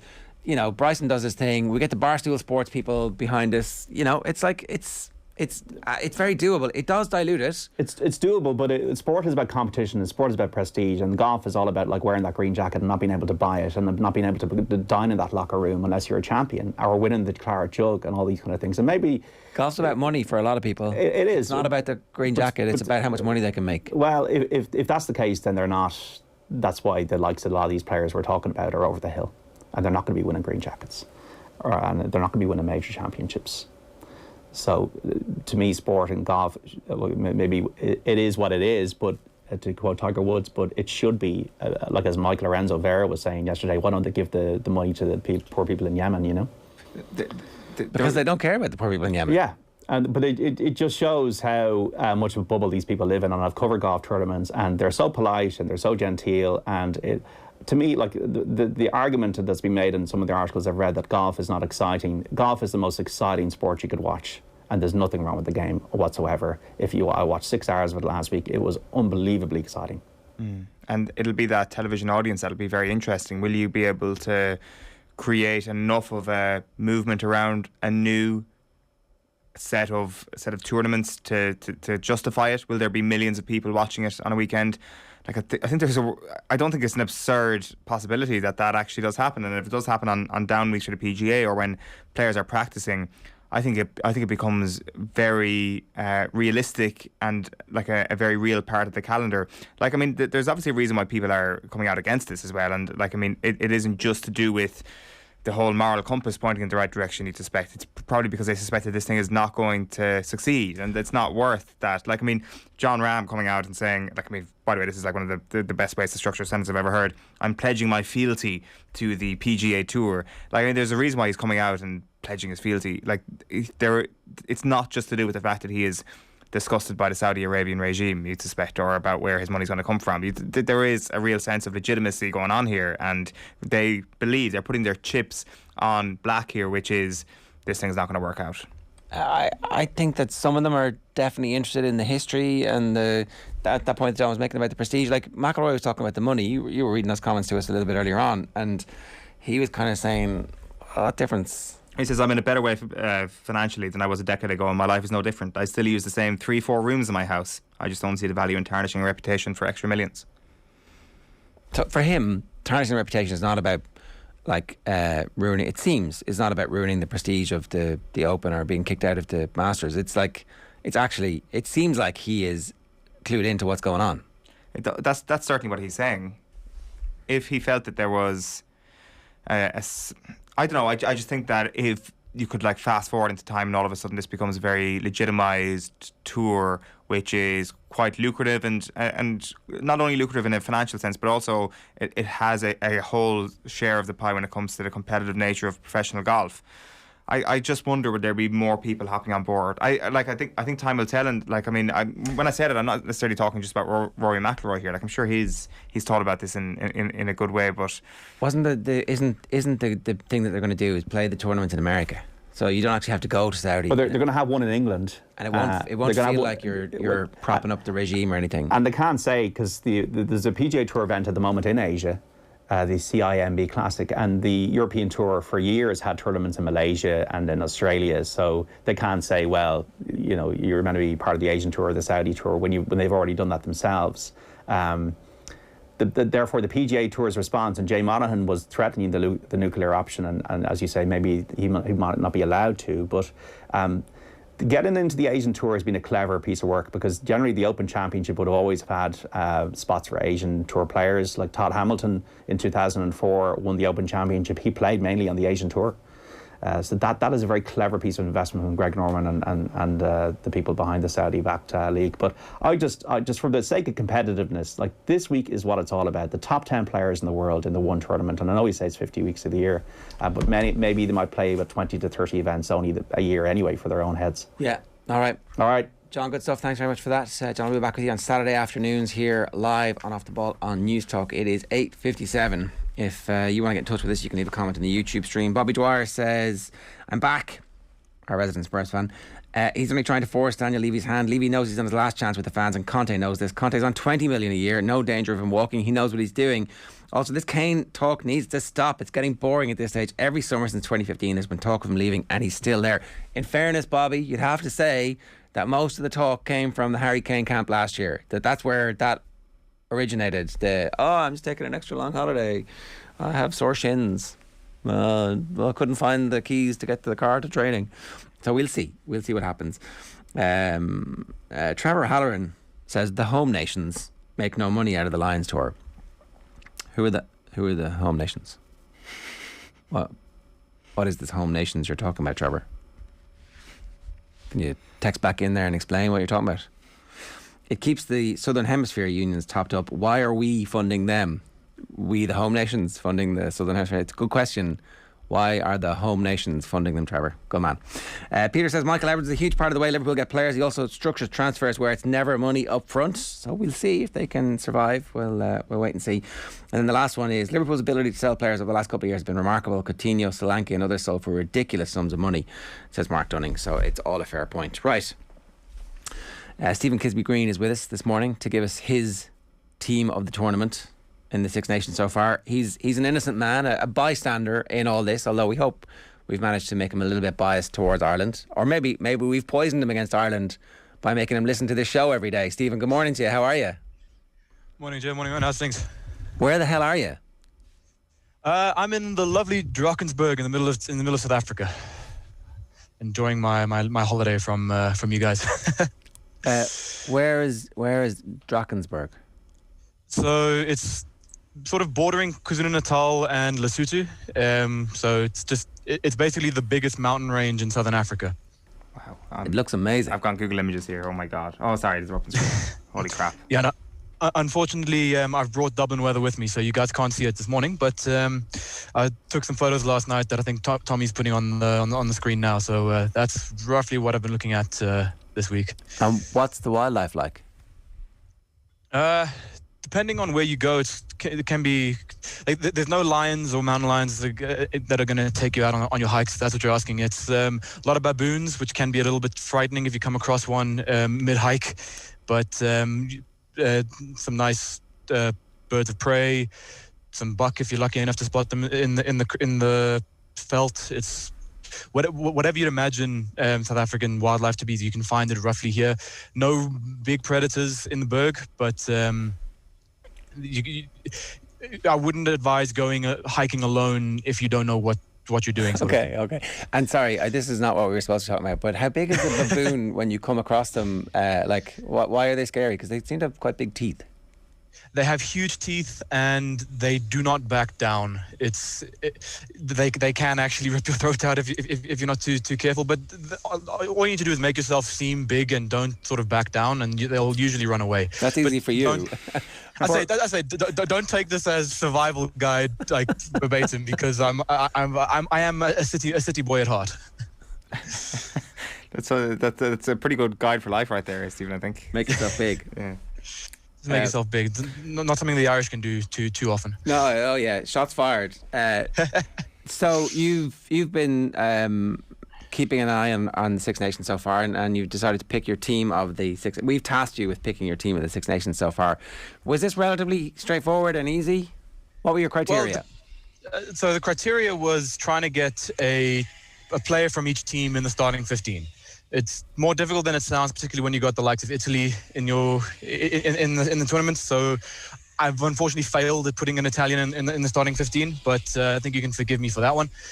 The players themselves need to have played at least 70 minutes. Obviously, if there's somebody particularly exceptional after 50, I could make an exception, but thankfully nobody really stood out more that played less than 70 minutes. I also didn't feel the need to hone in on somebody's position that they've played in the first two rounds. If they're capable of playing another position and I wanted to move them there, I did feel a little bit like it was my prerogative to do so. I mean, it is my team after all. And then I wasn't going to rate too highly anybody's performance against Italy, because this is arguably one of the worst Italian sides we've ever seen in the professional era. So a very strong performance against Italy would be likening to an average performance against the rest of them. Okay, that's fair enough. And it is early, and we'll obviously be able to revisit this after rounds 4 maybe and at the end. So was there anybody specifically you had in mind when you invented the criteria of I'm going to move players to a position if there are too many good players in that position? Who are you thinking of? I was actually thinking of where I was going to put Tyke Byrne, because he, in my opinion, he's not a lock. I think he's firmly suited to a flank. He's built in the mold of a Pieter-Steph du Toit in my book, and I think I wanted to move him to 7, but yeah, I'm doing it the South African way, not the Irish way. I wanted to move him to 7, but then obviously Josh van der Fleer has also been playing phenomenal rugby, so I didn't actually end up moving him. But then I also was looking at the wingers. Some wingers you couldn't ignore, which I'll get to. Can we just hang on Tyke Byrne for a minute? So yeah, in this part of the world, I have never heard anybody ever talk about him as a 7. There's been talk of him he's played plenty of 6, and that was to get him into the team as a 6, and then he's not big enough for a second row, but actually he's playing well enough now to be in the second row. In South Africa, would you consider him in a 7 role? Is that what you're telling us? That you would look at him and go, Yeah, he's a 7. What? I think it's more to do with we swap open side and blind side flankers around pretty much. Okay. So an Irish 6 is a South African 7, and a South African 7 is South African 6 is an Irish 7, basically. Why? What's the reason for that? The sink, the water goes down the sink different direction. That's what I was thinking. Yeah. Probably dyslexia or something. I don't know. But for me, it seems odd to see him wearing a 6 jersey. It's ambidextrousness. Yes, that's it. Yeah. I mean, you look at him and you think, I can't see him wearing the same jersey as a Sia Khaleesi, but I can see him wearing the same jersey as a Peter Steph Toy. Okay. So So if they came up to the Northern Hemisphere, they were playing the opposite side, obviously, as well. Yeah. So if whoever's deciding exactly what number they're on the back, you can change the 2 flanks around if you want.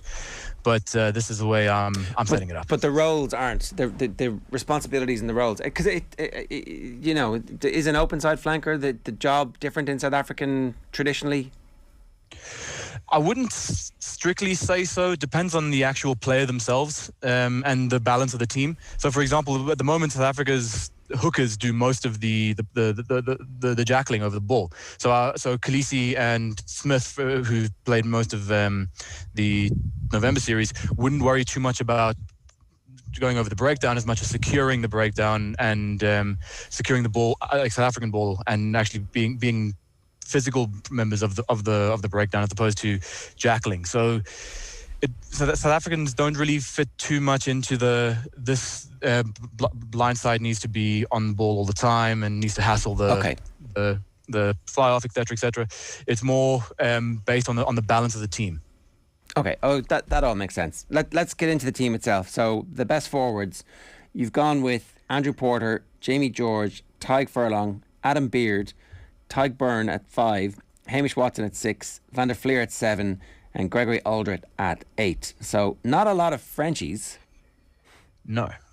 Which is, and they've in fairness, they played Italy. It's hard to be impressive, but they did batter us. So this is where a lot of the controversy is going to come in. I went heavily against the French in the forwards purely because they're too physical and one-dimensional, which from a South African probably sounds hilarious. Andrew Porter and Tadhg Furlong, we know exactly how brilliant they are. Granted, they were a little bit pushed back in the scrums and against the French, but they've proven what modern day props can and should be about, and that's not just being about the set piece, but also what you can do off the ball or away from the set piece and with ball in hand and defensively, etc. And the French at the moment, they seem to be more up the guts, physical. I'm just going to ball carry and one-dimensional, one-out runners. Not exactly what I'm looking for in a dynamic modern day Six Nations 15.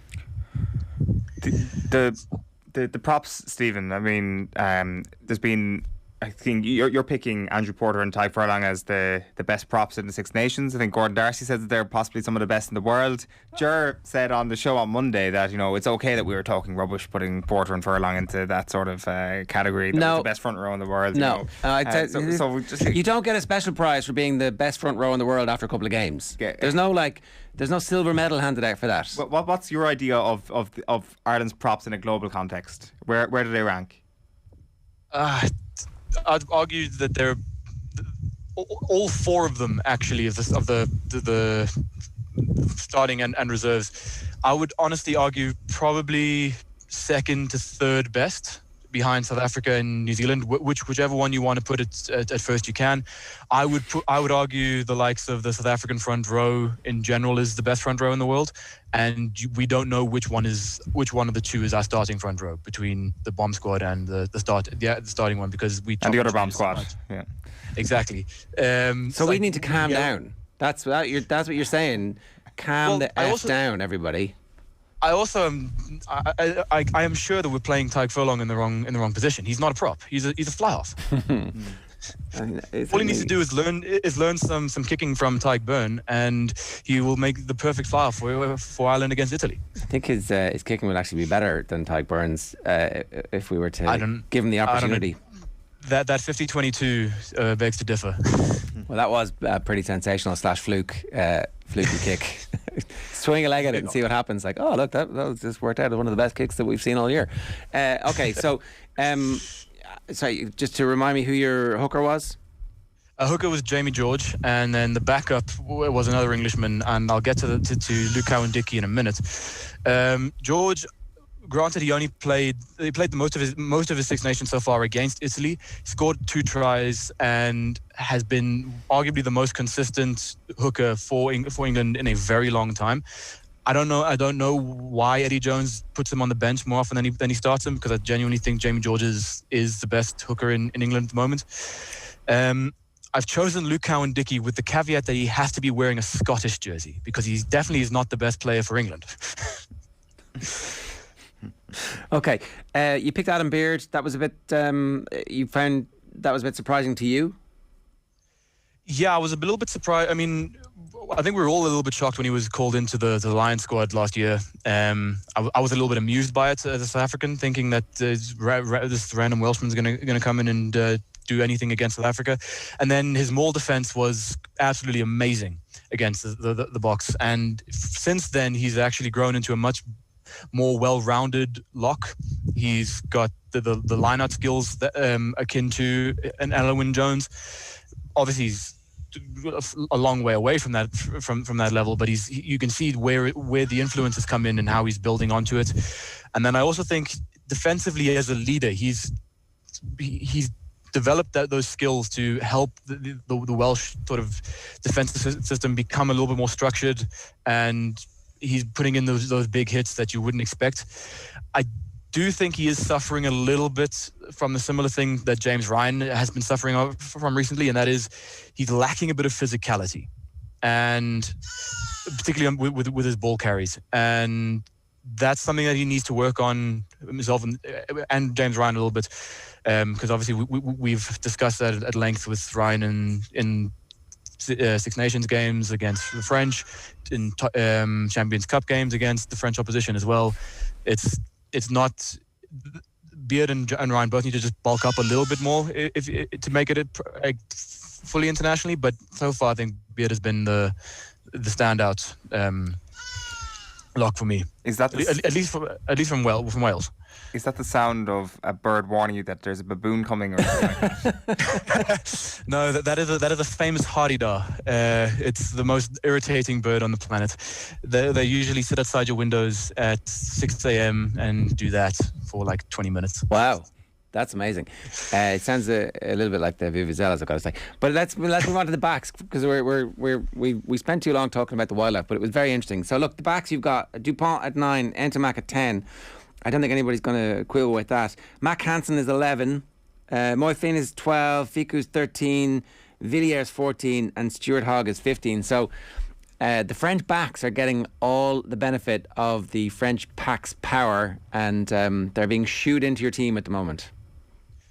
I wouldn't say shoot in. I think they've all earned their spot purely because they are French flair out and out, and it's spectacular to watch. Dupont and Ntamack, you can't argue with that. Even though they've only played against Italy and Ireland, I do think that Irish match has pretty much determined the winner of the Six Nations. If Ireland won that game, I think they could have won the Six Nations. As it stands now, I think France have officially won it. Moefina and Ficou as a partnership have been arguably the best current centre partnership in the world. Individually, neither one of them are the best centres in the world by a long shot. But together, the way they bounce off of each other, and how Ficou in particular runs those dummy lines to open up the field for his electric wingers out wide, they gel so well together, and they punched holes in that Irish defence. And as soon as you got one break, that was it. That was enough for Dupont or Penau to just absolutely dominate. Was there Dart at fullback? Was Jaminet a consideration? Jaminet was, but I think with Stuart Hogg's newfound consistency, because he wasn't too consistent in November. His newfound consistency in the past 2 weeks, even though it was a very lackluster performance by the Scotland against Wales, Hogg has been the best thing that wasn't named Hamish Watson in Scotland for the past 2 weeks. And if for nothing else, that's 62nd minutes. What I thought was going to be England's match winner turned out to be Scotland's match winner when George Ford kicked what was going to be a 50-22.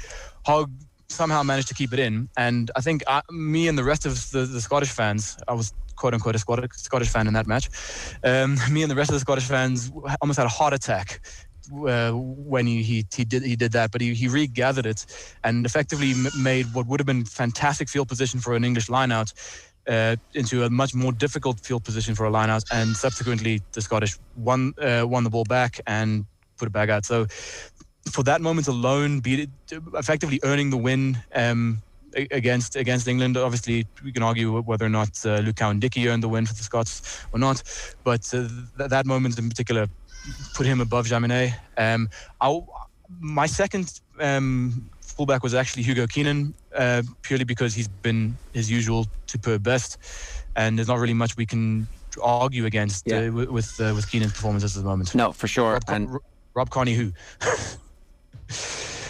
SKG, thanks very much. This is the most spectacular setting we've had for an interview in a long, long time. And thanks a million. No, sure. Thanks so much, guys. Enjoy the rest of the day. We'll review how this team is doing after round 4. You can check out otbsports.com for the full 15 and, of course, the rationale behind it and who made the bench as well. Here's what's coming up on OTB Sports Radio today. 1 o'clock OTB Gold is our Lance Armstrong interview. 3 o'clock is Leaders' Questions with Stuart Lancaster. Our retro panel at 4 is Sport and our Irish Identity. OTB Gold at 6 is Barry Ryan, his book The Ascent, and then the show is live tonight with Nathan from 7, speaking with John Giles and all the rest that you would expect on a Thursday evening. Up next, Gaelic football with former Donegal goalkeeper Paul Durcan. OTB AM on OTB Sports Radio, Ireland's first and only sports radio station. It's a little bit different this week in slagging you about Spurs. Good luck. I was about to start slagging you for that blue jumper, but we'll wait for that for another time. Okay. Munster legends Alan Quillan and Niamh Briggs are joining forces to bring you all the latest analysis, news, interviews and so much more. That's it, Andy Farrell. Keep an eye out on John Hodnett, Paul O'Connell. I'm sure you're watching anyway. The Red 78 with Alan Quillan and Niamh Briggs. Available every Wednesday.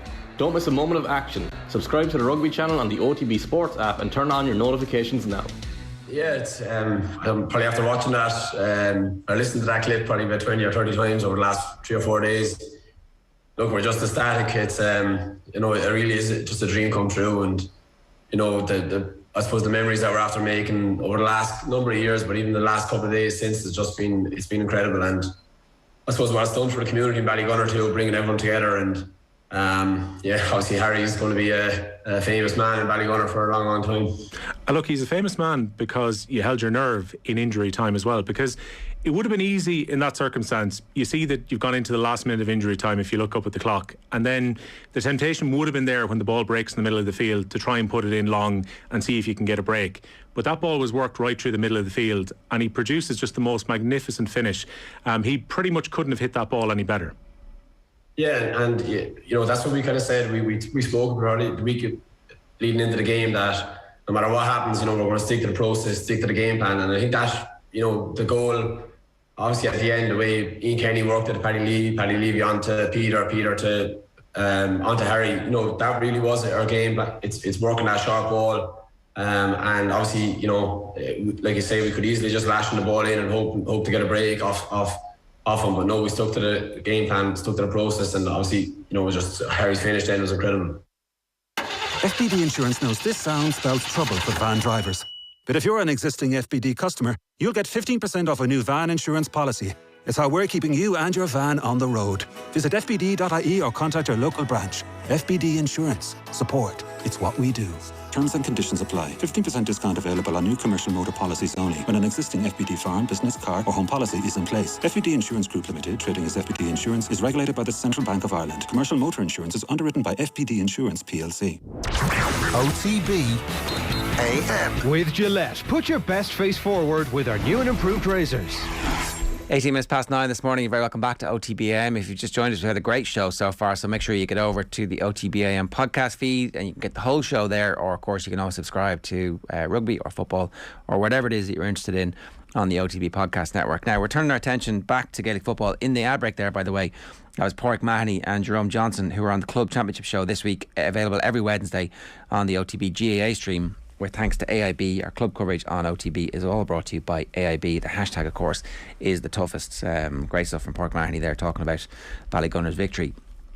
Delighted now to be joined by former Donegal footballer and Electric Ireland Sigerson Cup winner Paul Durcan with IT Sligo, and his time as he takes a look back at Wednesday's Electric Ireland Sigerson Cup final. It saw NUIG crowned champions after a hard-fought win over UL in the teeth of an absolute storm. Annually, over 7,000 students take part in the Electric Ireland GAA higher education leagues and championships. Good morning to you, Paul. How's it going? Hey, how's it going there? How are you? Yeah, pretty good. It's a real pity that this game wasn't played in the Dome in Connacht, where we would have had the opportunity to see what both sides could actually do. But notwithstanding that, Clifford scores a goal and a point, a goal and 2 points, I think. It's a penalty and 2 frees, but he's held scoreless in the second half, and in some ways that's the winning and losing of the game. Yeah, in fairness, I suppose, the conditions had a lot to play with that game last night. We were out training ourselves and it was similar conditions and it was tough. I got to see the game when I got home, but it was, the conditions didn't make for a great game of football, but in fairness to the NUIG counter-attack, fairly, it won the game for them. Kicking 12 points under those circumstances, I suspect, is something that they will be proud of till their dying day. Yeah, exactly. It was tough conditions for hitting points, and some of the ones like Cathal Heenan coming on at the start of the second half made a huge difference, and he brought the game to them with running through the middle and was able to clip them over. So it set the tone in the second half for them.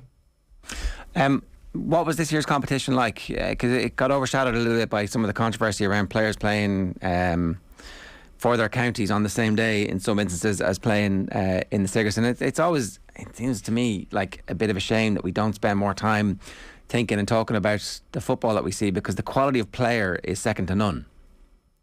Yeah, listen, from my own experience in the Sigerson, and since I was in Sligo IT, I've always kept an eye on it. It's always like the speed of the football for the time of year is exceptional.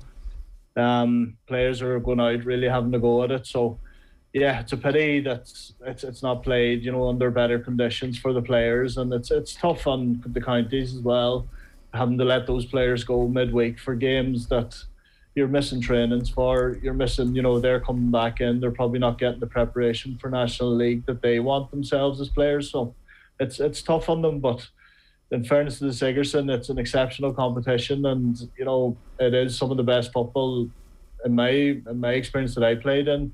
So yeah, it's a pity that we don't get to see the players given it its full potential. It is an exceptional competition. Like, what would you like to see happen with the competition over the next little while to ensure it maximises that potential that it has? Obviously the fixtures is a big issue in the GA, and it's something they're trying to address. But if the Sigerson could be given its own time, I think county managers would be more amicable to it, and I think that's the key, is that it's working with what happens in the National League. Hopefully that the National League fixtures are set to suit that, and maybe move the Sigerson by a bit. I'm not going to say it should be before Christmas or that, but there has to be something done there, to suit both sides. You're working with Sligo at the moment, right? If you weren't allowed to take the players who were playing Sigerson, one of the arguments against this is like the counties in divisions 3 and 4 will suffer more because, a big county like Dublin can afford to let 3 or 4 players, 5 players, whatever amount it is, go and play for a period of time. Would it be a complete disaster for teams in division 3 and 4, or could we work something out? Yeah, I think it's a complete disaster for any team, to be honest with you. It's you've there's lads even in Donegal there. They've quite a few lads playing in the Sigerson and Letterkenny. It would have a huge effect on them. Sligo, there was 2 guys involved in the final last night. We would 2 players that would be constantly on the pitch for ourselves, and Nathan, he's shown last night what he can do, and it's not something we would like to see here, but that's not for me to say, what decision they make in relation to timings, but I suppose it has to be, the consideration has to be given to trying to separate the two competitions. Yeah, that would ultimately be the best thing to do, and it would remove any of the difficulties and doubt that anybody has. How are things going with Sligo at the moment? Because it certainly seems like you're on the up at the moment. The league has started very well for you. A massive score the opening day and a good win the second day as well. Yeah, we had a great win down in Wexford. Wexford were going well. We've seen them. They played well enough in the Burn Cup. They had a couple of good results. So we went down there, and I suppose that was the big one for ourselves, getting off to a start. Carlo had a lot of players out against us, in fairness to them. They had a lot of guys out with COVID and that. So they were probably under strength coming up to Sligo and put up a big score, which is good to get. But we're going into a different game this weekend. We're going into Ulster champions from 2 years ago. So Cavan look very impressive. They look really physical and strong and good shape. And, from playing Cavan through the years, they won't be happy being in Division 4. So they're out to get out of it, I suppose. So we'll be struggling this weekend to keep up with them. Is the prospects for a team in Division 4 at the moment a little bit more exciting than they would have been a couple of years ago, given the advent of the Tailteann Cup, and maybe even next week we will have a new championship structure voted in at GEA Congress? Yeah, no, it'll be great. Hopefully they take it in, and I think it'll have a massive effect on the teams down the divisions, and it's still the opportunity. You can't say the opportunity's not there to play at the top level every year with the structure, which gives you both, and I think it's definitely a big improvement. We're particularly interested in talking to you a little bit about the innovations in goalkeeping. You've obviously seen the way that the game has gone over the last decade and a half, and from the bit where it was put the ball down, kick it out as far as you possibly can, to let's land it on somebody's head, to now you need to be a centre back and able to dribble up the field. Where is the game at the moment from a goalkeeping perspective, and what's next in your view? I suppose looking at it, and I was chatting to a few guys up around Donegal and that. What is the next stage? Is I suppose they are looking now to turn outfield players into goalkeepers. So I think that's the evolution that's going to happen at underage. Very hard to turn an adult into a goalkeeper. You still have to do the basics. You have to be able to kick the ball correctly, high balls, shot stopping. It's only 20% of the game, but at the same time, it can't be forgot, because you can see from a lot of games in the last year that big saves have won games. So that, it can't be a forgotten art either in that sense. So yeah, I think, what Began and Morgan are doing, it's probably ahead of anyone, but they're two very, very good ball handlers, and you can see it in Rory Began when he carries the ball. He looks natural. That's a lot of keepers don't have that. Personally, I wouldn't have had it. I would have struggled to play like that. So it's finding them players is going to be hard, and I think it's definitely going to evolve. Definitely, I think goalkeepers as well will need to be links. If teams are pressing high, that they become an extra player. That goes without saying. And so every keeper that steps on the field now is going to have to be able to play ball. Your own playing career has a really interesting perspective on all of this, because I guess you're playing at the same time as Stephen Cluxton is changing the goalkeeping game, but you're also playing under one of the most innovative inter-county managers at the time. How big a conversation was there in Donegal around your own role under Jim McGuinness? Was there ever any talk about a greater role? You say yourself that you wouldn't be overly comfortable coming out with the ball, but did anything left field ever get spoken about in that dressing room? Nothing in that sense, no. I think he knew my limits, so he probably left it. If he put it there, I might have tried it. But no, I think definitely during the first year with Jim, probably the kick out wasn't focused on. But as the years went on, you know, ball retention became a lot more prevalent, and you know, he brought in a lot of stuff around that in training, which was good for myself and the team to get a greater understanding. So yeah, in our experience at that time, it was purely just it was an evolution in the kick out, really, you know. One of the things that we've seen Dublin do over the first couple of rounds of the league is have Evan Comerford press up on the opposition kick out. Is that just a good move in general? Like, is it, what would be the biggest potential downfall of that? And I'm talking about opposition kickouts now, so maybe the opportunity to be lobbed from that situation obviously would be fairly minuscule.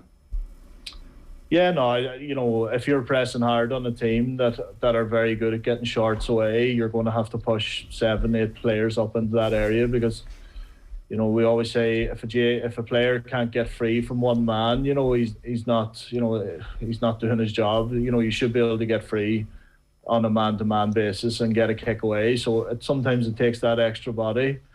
If it has to be the keeper, fair enough. But I think the one thing that you see when a keeper does press out, your defenders then become a lot more aware that he is out, and sometimes they drop off their players in the fear of, I may have to get back here. So it has to be, as a defensive pack, you have to be really brave on it. So that's the big one, is it's not just the keeper, you know, it's the 6 guys around you.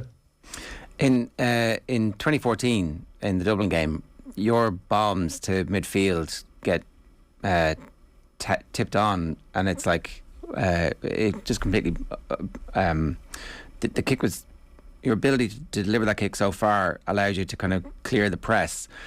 Have teams counteracted that? Did you know that was going to work on that day as well?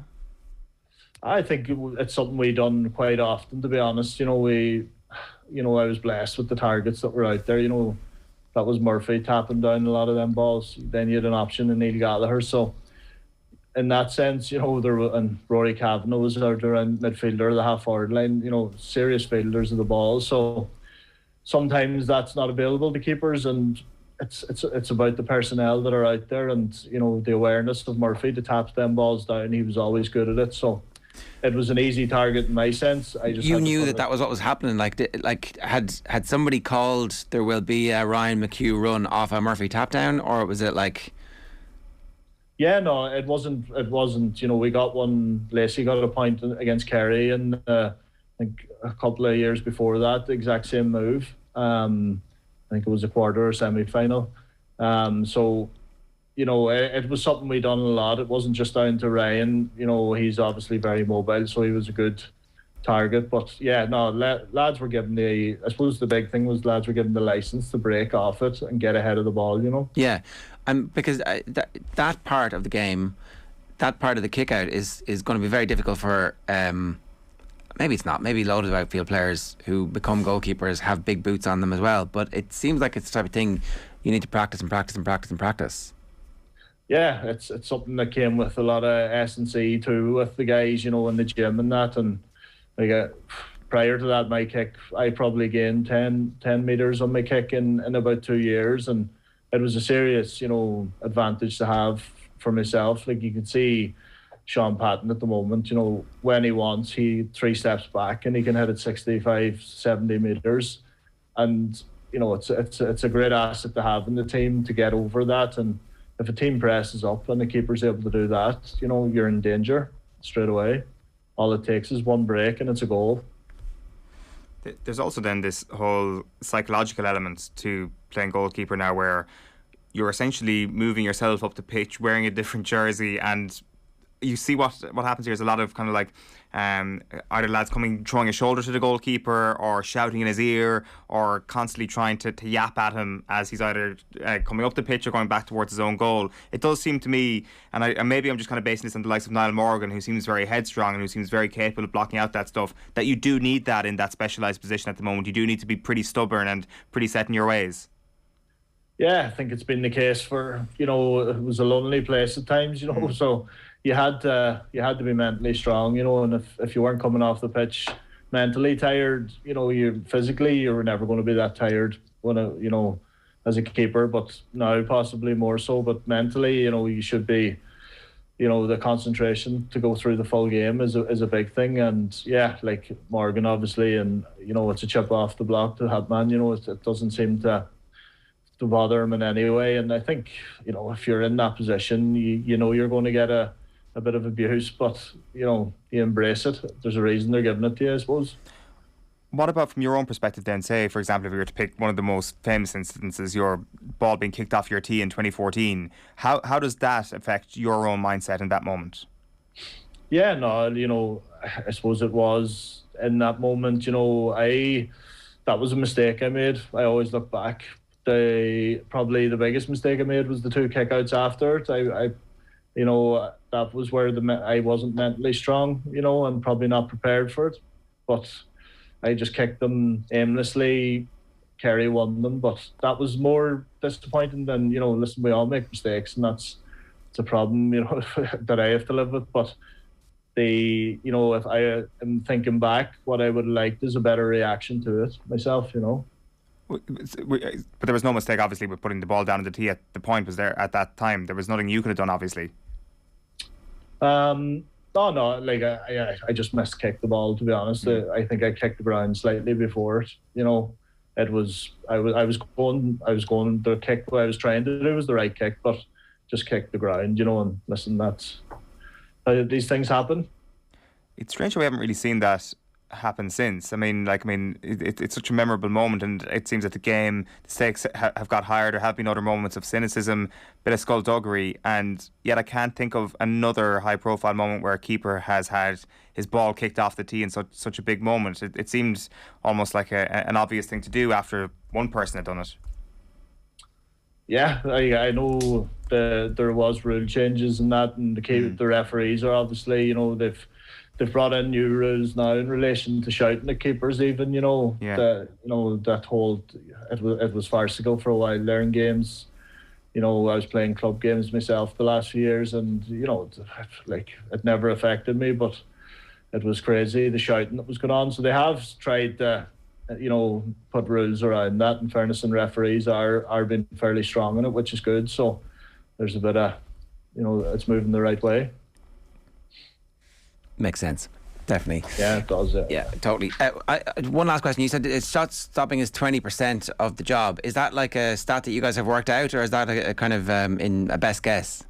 That'll be a best guess. There's no science to that, but I suppose when you're looking at getting training done, that is, if you've an 80-minute session, you're trying to dedicate 15-20 minutes into the the hard work, shot stopping, and then you have to work on the game realistic stuff. There's a lot of one-on-ones. I wouldn't consider shot stopping. There's a lot of that on top of that, which is a big part of the game.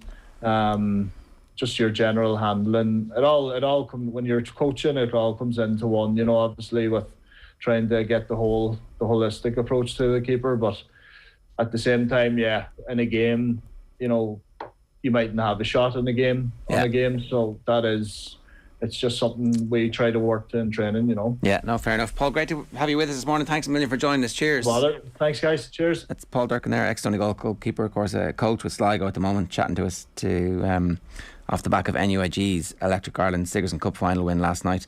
Annually, over 7,000 students take part in the Electric Ireland GAA Higher Education Leagues and Championships. A reminder, OTB AM brought to you by Gillette. Good morning. Start with Gillette at your best face forward with their new and improved razors tomorrow morning on OTB AM. Hugo Keenan is joining Adrian and Eoin. We'll hear from Vinnie Perth ahead of the new League of Ireland season, and the return of the crappy quiz with a listener suggested round of what is it about? Oh, it's just there's a good pasta parcel being sent in from a listener. It's not to return also. It was here last week. And you're going to tell me what it is, aren't you? Yeah. No, tell me. Yeah.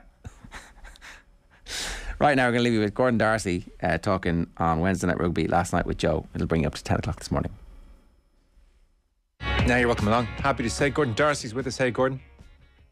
Good evening, Joe. How are you keeping? Very well. Brief tangent. This business with the Wexford Hurlers, I haven't spoken to you since I saw that news. That's very interesting. You approach them, they approach you, something you were looking to do. What are you doing? Probably a conversation for another day. Just helping out. You've gone GAA already. Just keeping the head down, is it? Just say nothing. Oh my God. Okay, no comment. This is how it is. I understand. You can't. I know. Listen, I get it. You've gone native here. This is no comment, and we move on. I understand.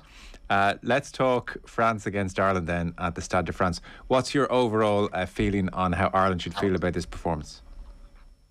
It's confused, I would say, is probably a good way to probably feel. Could have won the game.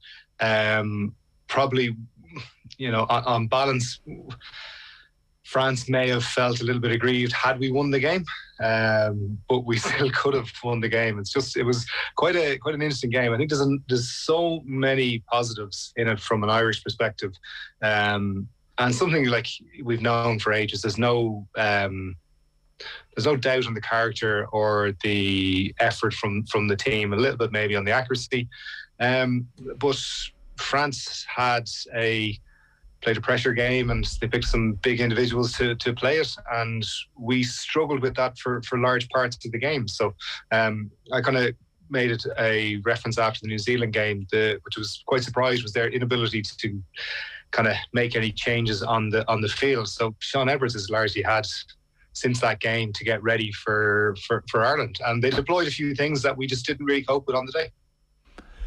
You're right when you say it's complicated, because I've listened to even just 2 different podcasts back to back today, and 2 Irish internationals who know the game inside out. One said if the game had gone on for another 5-10 minutes, Ireland would have won, and the other said if the game had gone on for another 5-10 minutes, France would have pulled away. So there's contrasting opinions on this thing all over the place.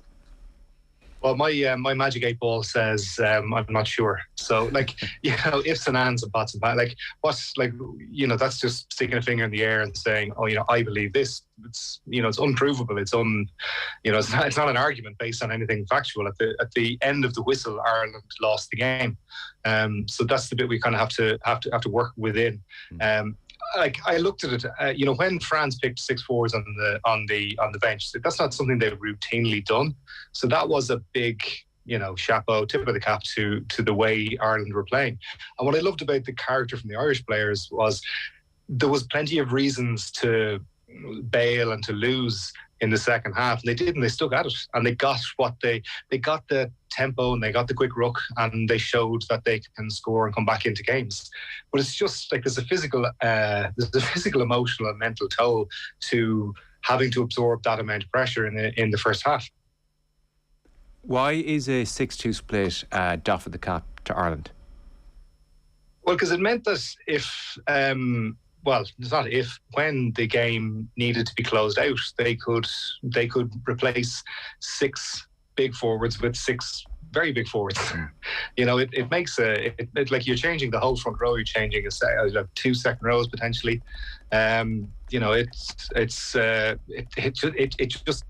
It's psychologically it can be quite hard to play that.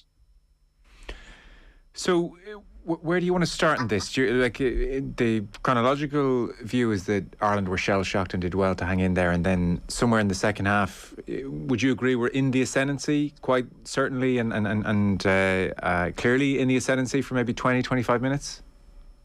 Yeah, I think France played a very measured game, but what I liked about it from an Irish perspective is nothing was working for Ireland in the first half, really. But yet we didn't cough up a lot of tries. We coughed up penalties, and a lot of the penalties, some of them are just directly related to French pressure. An Irish mistake, but coming off of scrappy set piece, which is again linked to French pressure. So what Ireland needed was the break.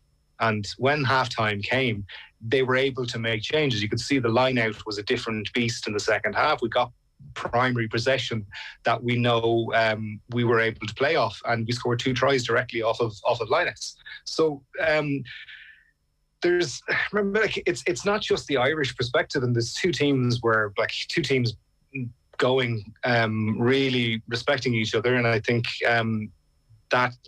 that played out in the game of 2 halves. But if you look at the try that France scored off the back of our 2, again, it was built off of a pressure and a mistake from an Irish perspective. But the brutality and the physical element of it, the flair was nowhere near there when Bai was crashing over that line. That was, we need to win this game any way we possibly can. And I think that's probably maybe when you were talking about the 6-2 split on the bench, that's the bit to say, going, we can actually go to a plan B here we will need a plan B to be able to play with Ireland, because we've shown that if you stand toe to toe with Ireland and try to play rugby with them, Ireland are better equipped for that game for 80 minutes.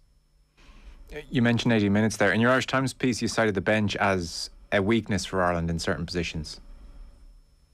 Yeah, like I think how I put it was, in practical terms, the French got more from their bench than we did, and I think that was probably fair to say. The second row, one of the second rows that came on, I'm not even going to try and get his name, but he actually coughed up the penalties that brought Ireland back into it, but then was able to slow down our ruck at various pieces at various times in the game. I think what I was talking about on the bench, I think man for man, we look about the comparative impact that the bench has had, and I think the French got more from their players coming on. So, in particular, dream scenario, where would the Irish bench improve? Well, I'm not sure it necessarily can. I think I don't think there was any massive question marks over the 23 going into the game. So, but when I say dream scenario, I'm pushing you towards that thing you don't want to do, which is to name names or name positions. Yeah, I don't think we got as much in the front row. Dan Sheahan, he came on, he did well. After about 15 minutes, found his feet. But I think, I'm not going to go in and start naming names. So it's not my particular style. So I think just in general, the bench didn't deliver as the impact as we normally had. I think where our bench has been very good is when we have had an assailable lead that they have come on to be able to close out games. But Yes. I'm not sure our bench really delivers a game change or a step change. Ian Henderson and Robbie Henshaw aside, I think they, the quality of where we can look onto there is not there. And I think, that was probably blown out of proportion in the November series when everyone's saying, "Oh, we have genuine strength and depth, and we have that." In that microcosm of the 3 games that we played, yes, but in the broader context, we still only have 120 players playing professional rugby. The difference between, say, what Ireland and France can do, England and France can do against the Celtic nations is they have invariably 15 to 20 players playing in every position, between the starter and a bench that's probably English or French qualified. Yeah. So they have that opportunity to pick on form, which we don't have in a lot of positions. We have to pick, we have to find a pecking order, and we go with that. Yeah, because look, I'm sure people can read between the lines, and it's no slight on anybody, but I mean, if Tyke Furlong and Andrew Porter are playing 72 and 73 minutes, that is a big ask, and that's not optimum. I mean, what's a good number for you these days for props to be playing? Is it kind of 65 minutes territory? You feel like you're really running on empty? But I suppose you've answered your question yourself. It's dependent on who's in behind and who's in front. We have a world class. We've arguably the best starting front row in the world, and we are having to play them for as long as we possibly can in games, and that's going to take there's a attritional toll on there for players. And you look at, particularly in scrummaging and the contact in Tyke Furlong, and just the way he plays it. When he's not dazzling with out the back passes, he is running over Uni Antonio, who one of the few players he probably cops off 20 kgs to, and he's running straight into him and over. So that's that physicality that he plays. We can't have him playing every game, and I suppose this is the age-old. As I was talking to, we only have a finite amount of players playing in Ireland. That we do need to find. That we need to find players, and if the players there are the ones we're going with, then we have to accept results like this. Benches are curious things. Like, you make a really interesting point there. There's the bench that you want to bring on to see out a game when you have a lead, and then there's the bench that you want to bring on when you have to chase the game. So that strikes me as very true of Conor Murray as well. Do you want a blast of tempo You know, and I mean this, you, as a player, you've been there, you've done it, you're in the Stade de France. Do you want a blast of tempo coming in at scrum half with 20 minutes to go, or do you want what Conor Murray's bringing? That's a kind of interesting question as well. Well, I'd ask that question in a slightly different fashion. Is the step change the right step change between the type of player that Gibson Park is and Conor Murray is, or we're so ingrained in the pattern, in the approach we're taking for this team at the moment, which is phenomenal. So I would have thought a player that mirrors that type of approach would be the best to have. So you're bringing on fresher legs in the kind of same ilk as Gibson Park. So, you know, a John Cooney, or, you know, a Kieran Marmion, or a I've got a brain first. From Casey from Munster. Surely they look like they will fit that style a little bit better. Well, if we're... But Joe, I think like, yes, you're, you know, and this is the unfortunate thing with sport. You pick through the bones afterwards and go, do you know what? It would have been great to have someone to increase the tempo. You know, Connor's come on and closed out countless games, and you know, and that's, you know, you're judged very, very harshly with hindsight.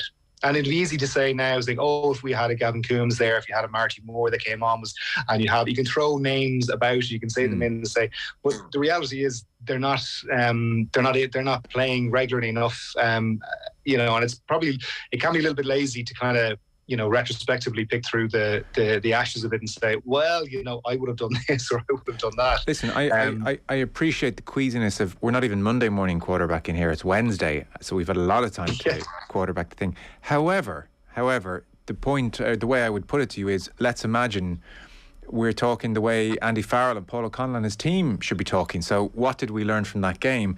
Do we need to think about tempo at scrum half going forward? So the way I'm putting the question to you, don't worry so much, I suppose, about looking back, but looking to the future, looking to a World Cup.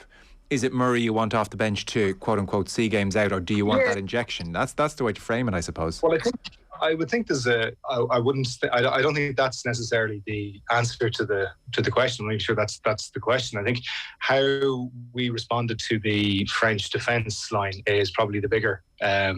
We weren't able to respond and evolve on the pitch with the way they were picking specific rucks to counter ruck, and when they were spreading the line and they were sending the high shooter at the first receiver to try and get us to not pass the ball. And we largely did what their defence, not largely, at important moments we did what their defence wanted us to do. Yeah. So I think how we responded to that, because if we were able to, you know, unpick one or two of those pressure penalties that we gave away in the first half by what we were doing, better decisions, better composure with the ball in hand, you know, you take 6 points off that, and then that changes the dynamic of the game, and it also changes the energy resource that the Irish team are distributing. Because when you're soaking up that amount of pressure, this Irish team, when they're playing really, really well, they hog the possession and they hog the territory, and that reflects on the scoreboard.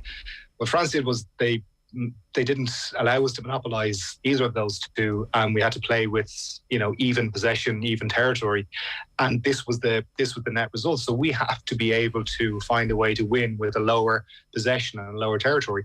And again, if that's not achievable with the group of players we have, then we have to accept results like this will happen. Yes, look, every team has its ceiling, you know, and it's entirely possible we have a ceiling that doesn't have us as the best team in the world. You mentioned the breakdown there, and the French plan really working a treat at the breakdown. Maybe naively, I would have considered Ireland, especially since O'Connell's returned to the fold, and certainly under Joe Schmidt, as really competitive at the breakdown. Were you surprised with what you saw from Ireland there? No, it was a game of two halves, because if you look at our breakdown in the first half, it was linked to poor primary possession. So I was more surprised that our line-out didn't function. So we had 8 line-outs.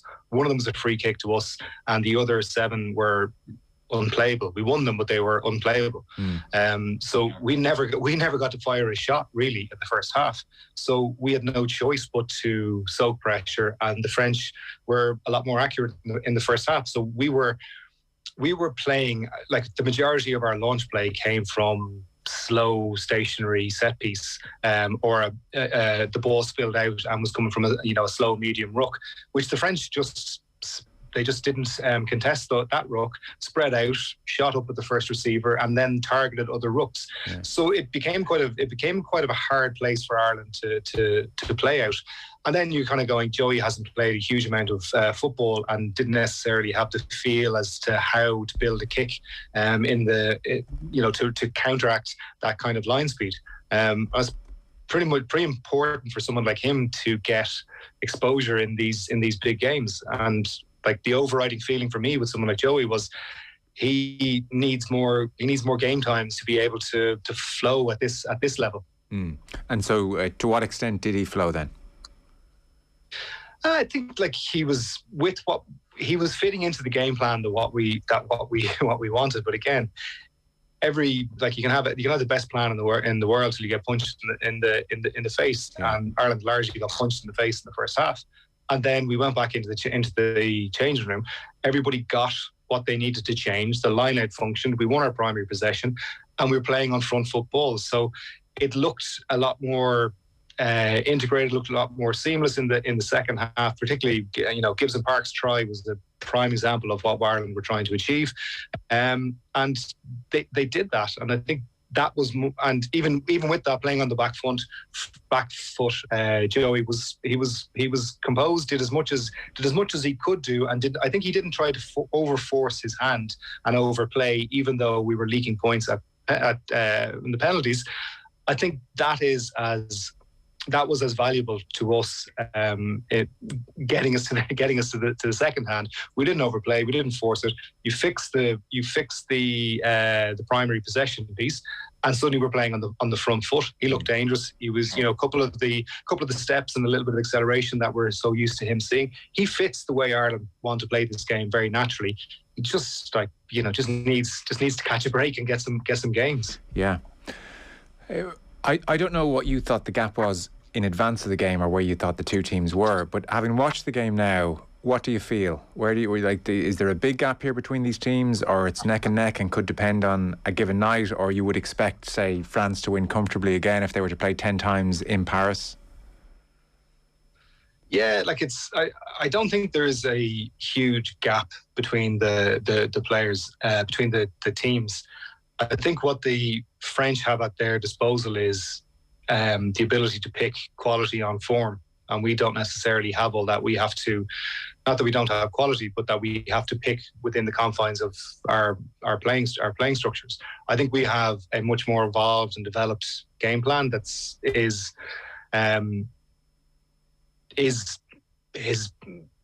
the potential to deliver more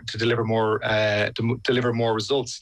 But it is predicated on a functioning set piece. And what France showed is that they they were able to disrupt our set piece, which has a knock-on effect into the ruck speed and into the net result of what Ireland do. But it also, I think, from the French perspective, is they showed I wouldn't say a fragility, but they showed, it probably is a mental fragility that they weren't able to ram home what was quite a comfortable lead. They did score after, we scored 2 tries, but, that last 10 minutes, you do have to wonder a little bit more composure from an Irish team. Would the pressure have gotten the better of this French team? Now, we know they do have quality in this area as well. They did manage they were ahead comfortably against New Zealand. But it seemed like the result mattered so much to them in the last 15 minutes. They were determined not to lose it rather than to continue to play. But we just couldn't. It just looked like we were out on our feet, and we couldn't land that decisive blow. Yes, which I guess ties into your bench point in part. I think perhaps for the French psychologically, the reason they did tighten up is that the result is all important. This could be a milestone for them because, they've a habit of coughing up silly results when they should win. And so, maybe this is the first step towards them eradicating that. And so we got a version of it this time, and then they'll be a bit better the next time, and God, in another year they'll become very good at closing out those situations, and you kind of sense that in the way they celebrated and the way they targeted this game almost. So they're in a very interesting place as well, you suspect, psychologically, and no better test than Murrayfield, this bogey ground for them with 10 minutes to go. I mean, I kind of anticipate them now being less likely to make a mess of these things, having got over the game on Saturday. Yeah, I think I'd agree with that. I think they're definitely, and like they've been very open about it, saying this is a long-term plan for them with the World Cup in mind next year. You wouldn't say they're peaking, but they are showing passages of play and individuals within that are, irresistible to watch it at times. I would think, as you were talking there, that the Irish, there will be such a what if from the match, because not firing really one attack in the first half will really wrangle with this team, because when you're talking, one of the things, the flip side of putting that 6-2 split on the bench is they are big men, and they don't like being moved around, and that's the one card Ireland didn't play, which is every philosophy, every approach has a counter to it, and we really only got to do it for 20 minutes. But I think we had spent so much prior to that it's just human nature. It's just what happens in big games. It wasn't one person having a shocker. 3-4 individual mistakes in the second half cost you possession, cost you momentum. France come back into it, and they have their one, that moment before their energy reserves tipple out, and then the last 10 minutes was just frantic. But I think that will be somewhere we'll look in the first half and go, OTB AM. With Gillette, put your best face forward with our new and improved razors.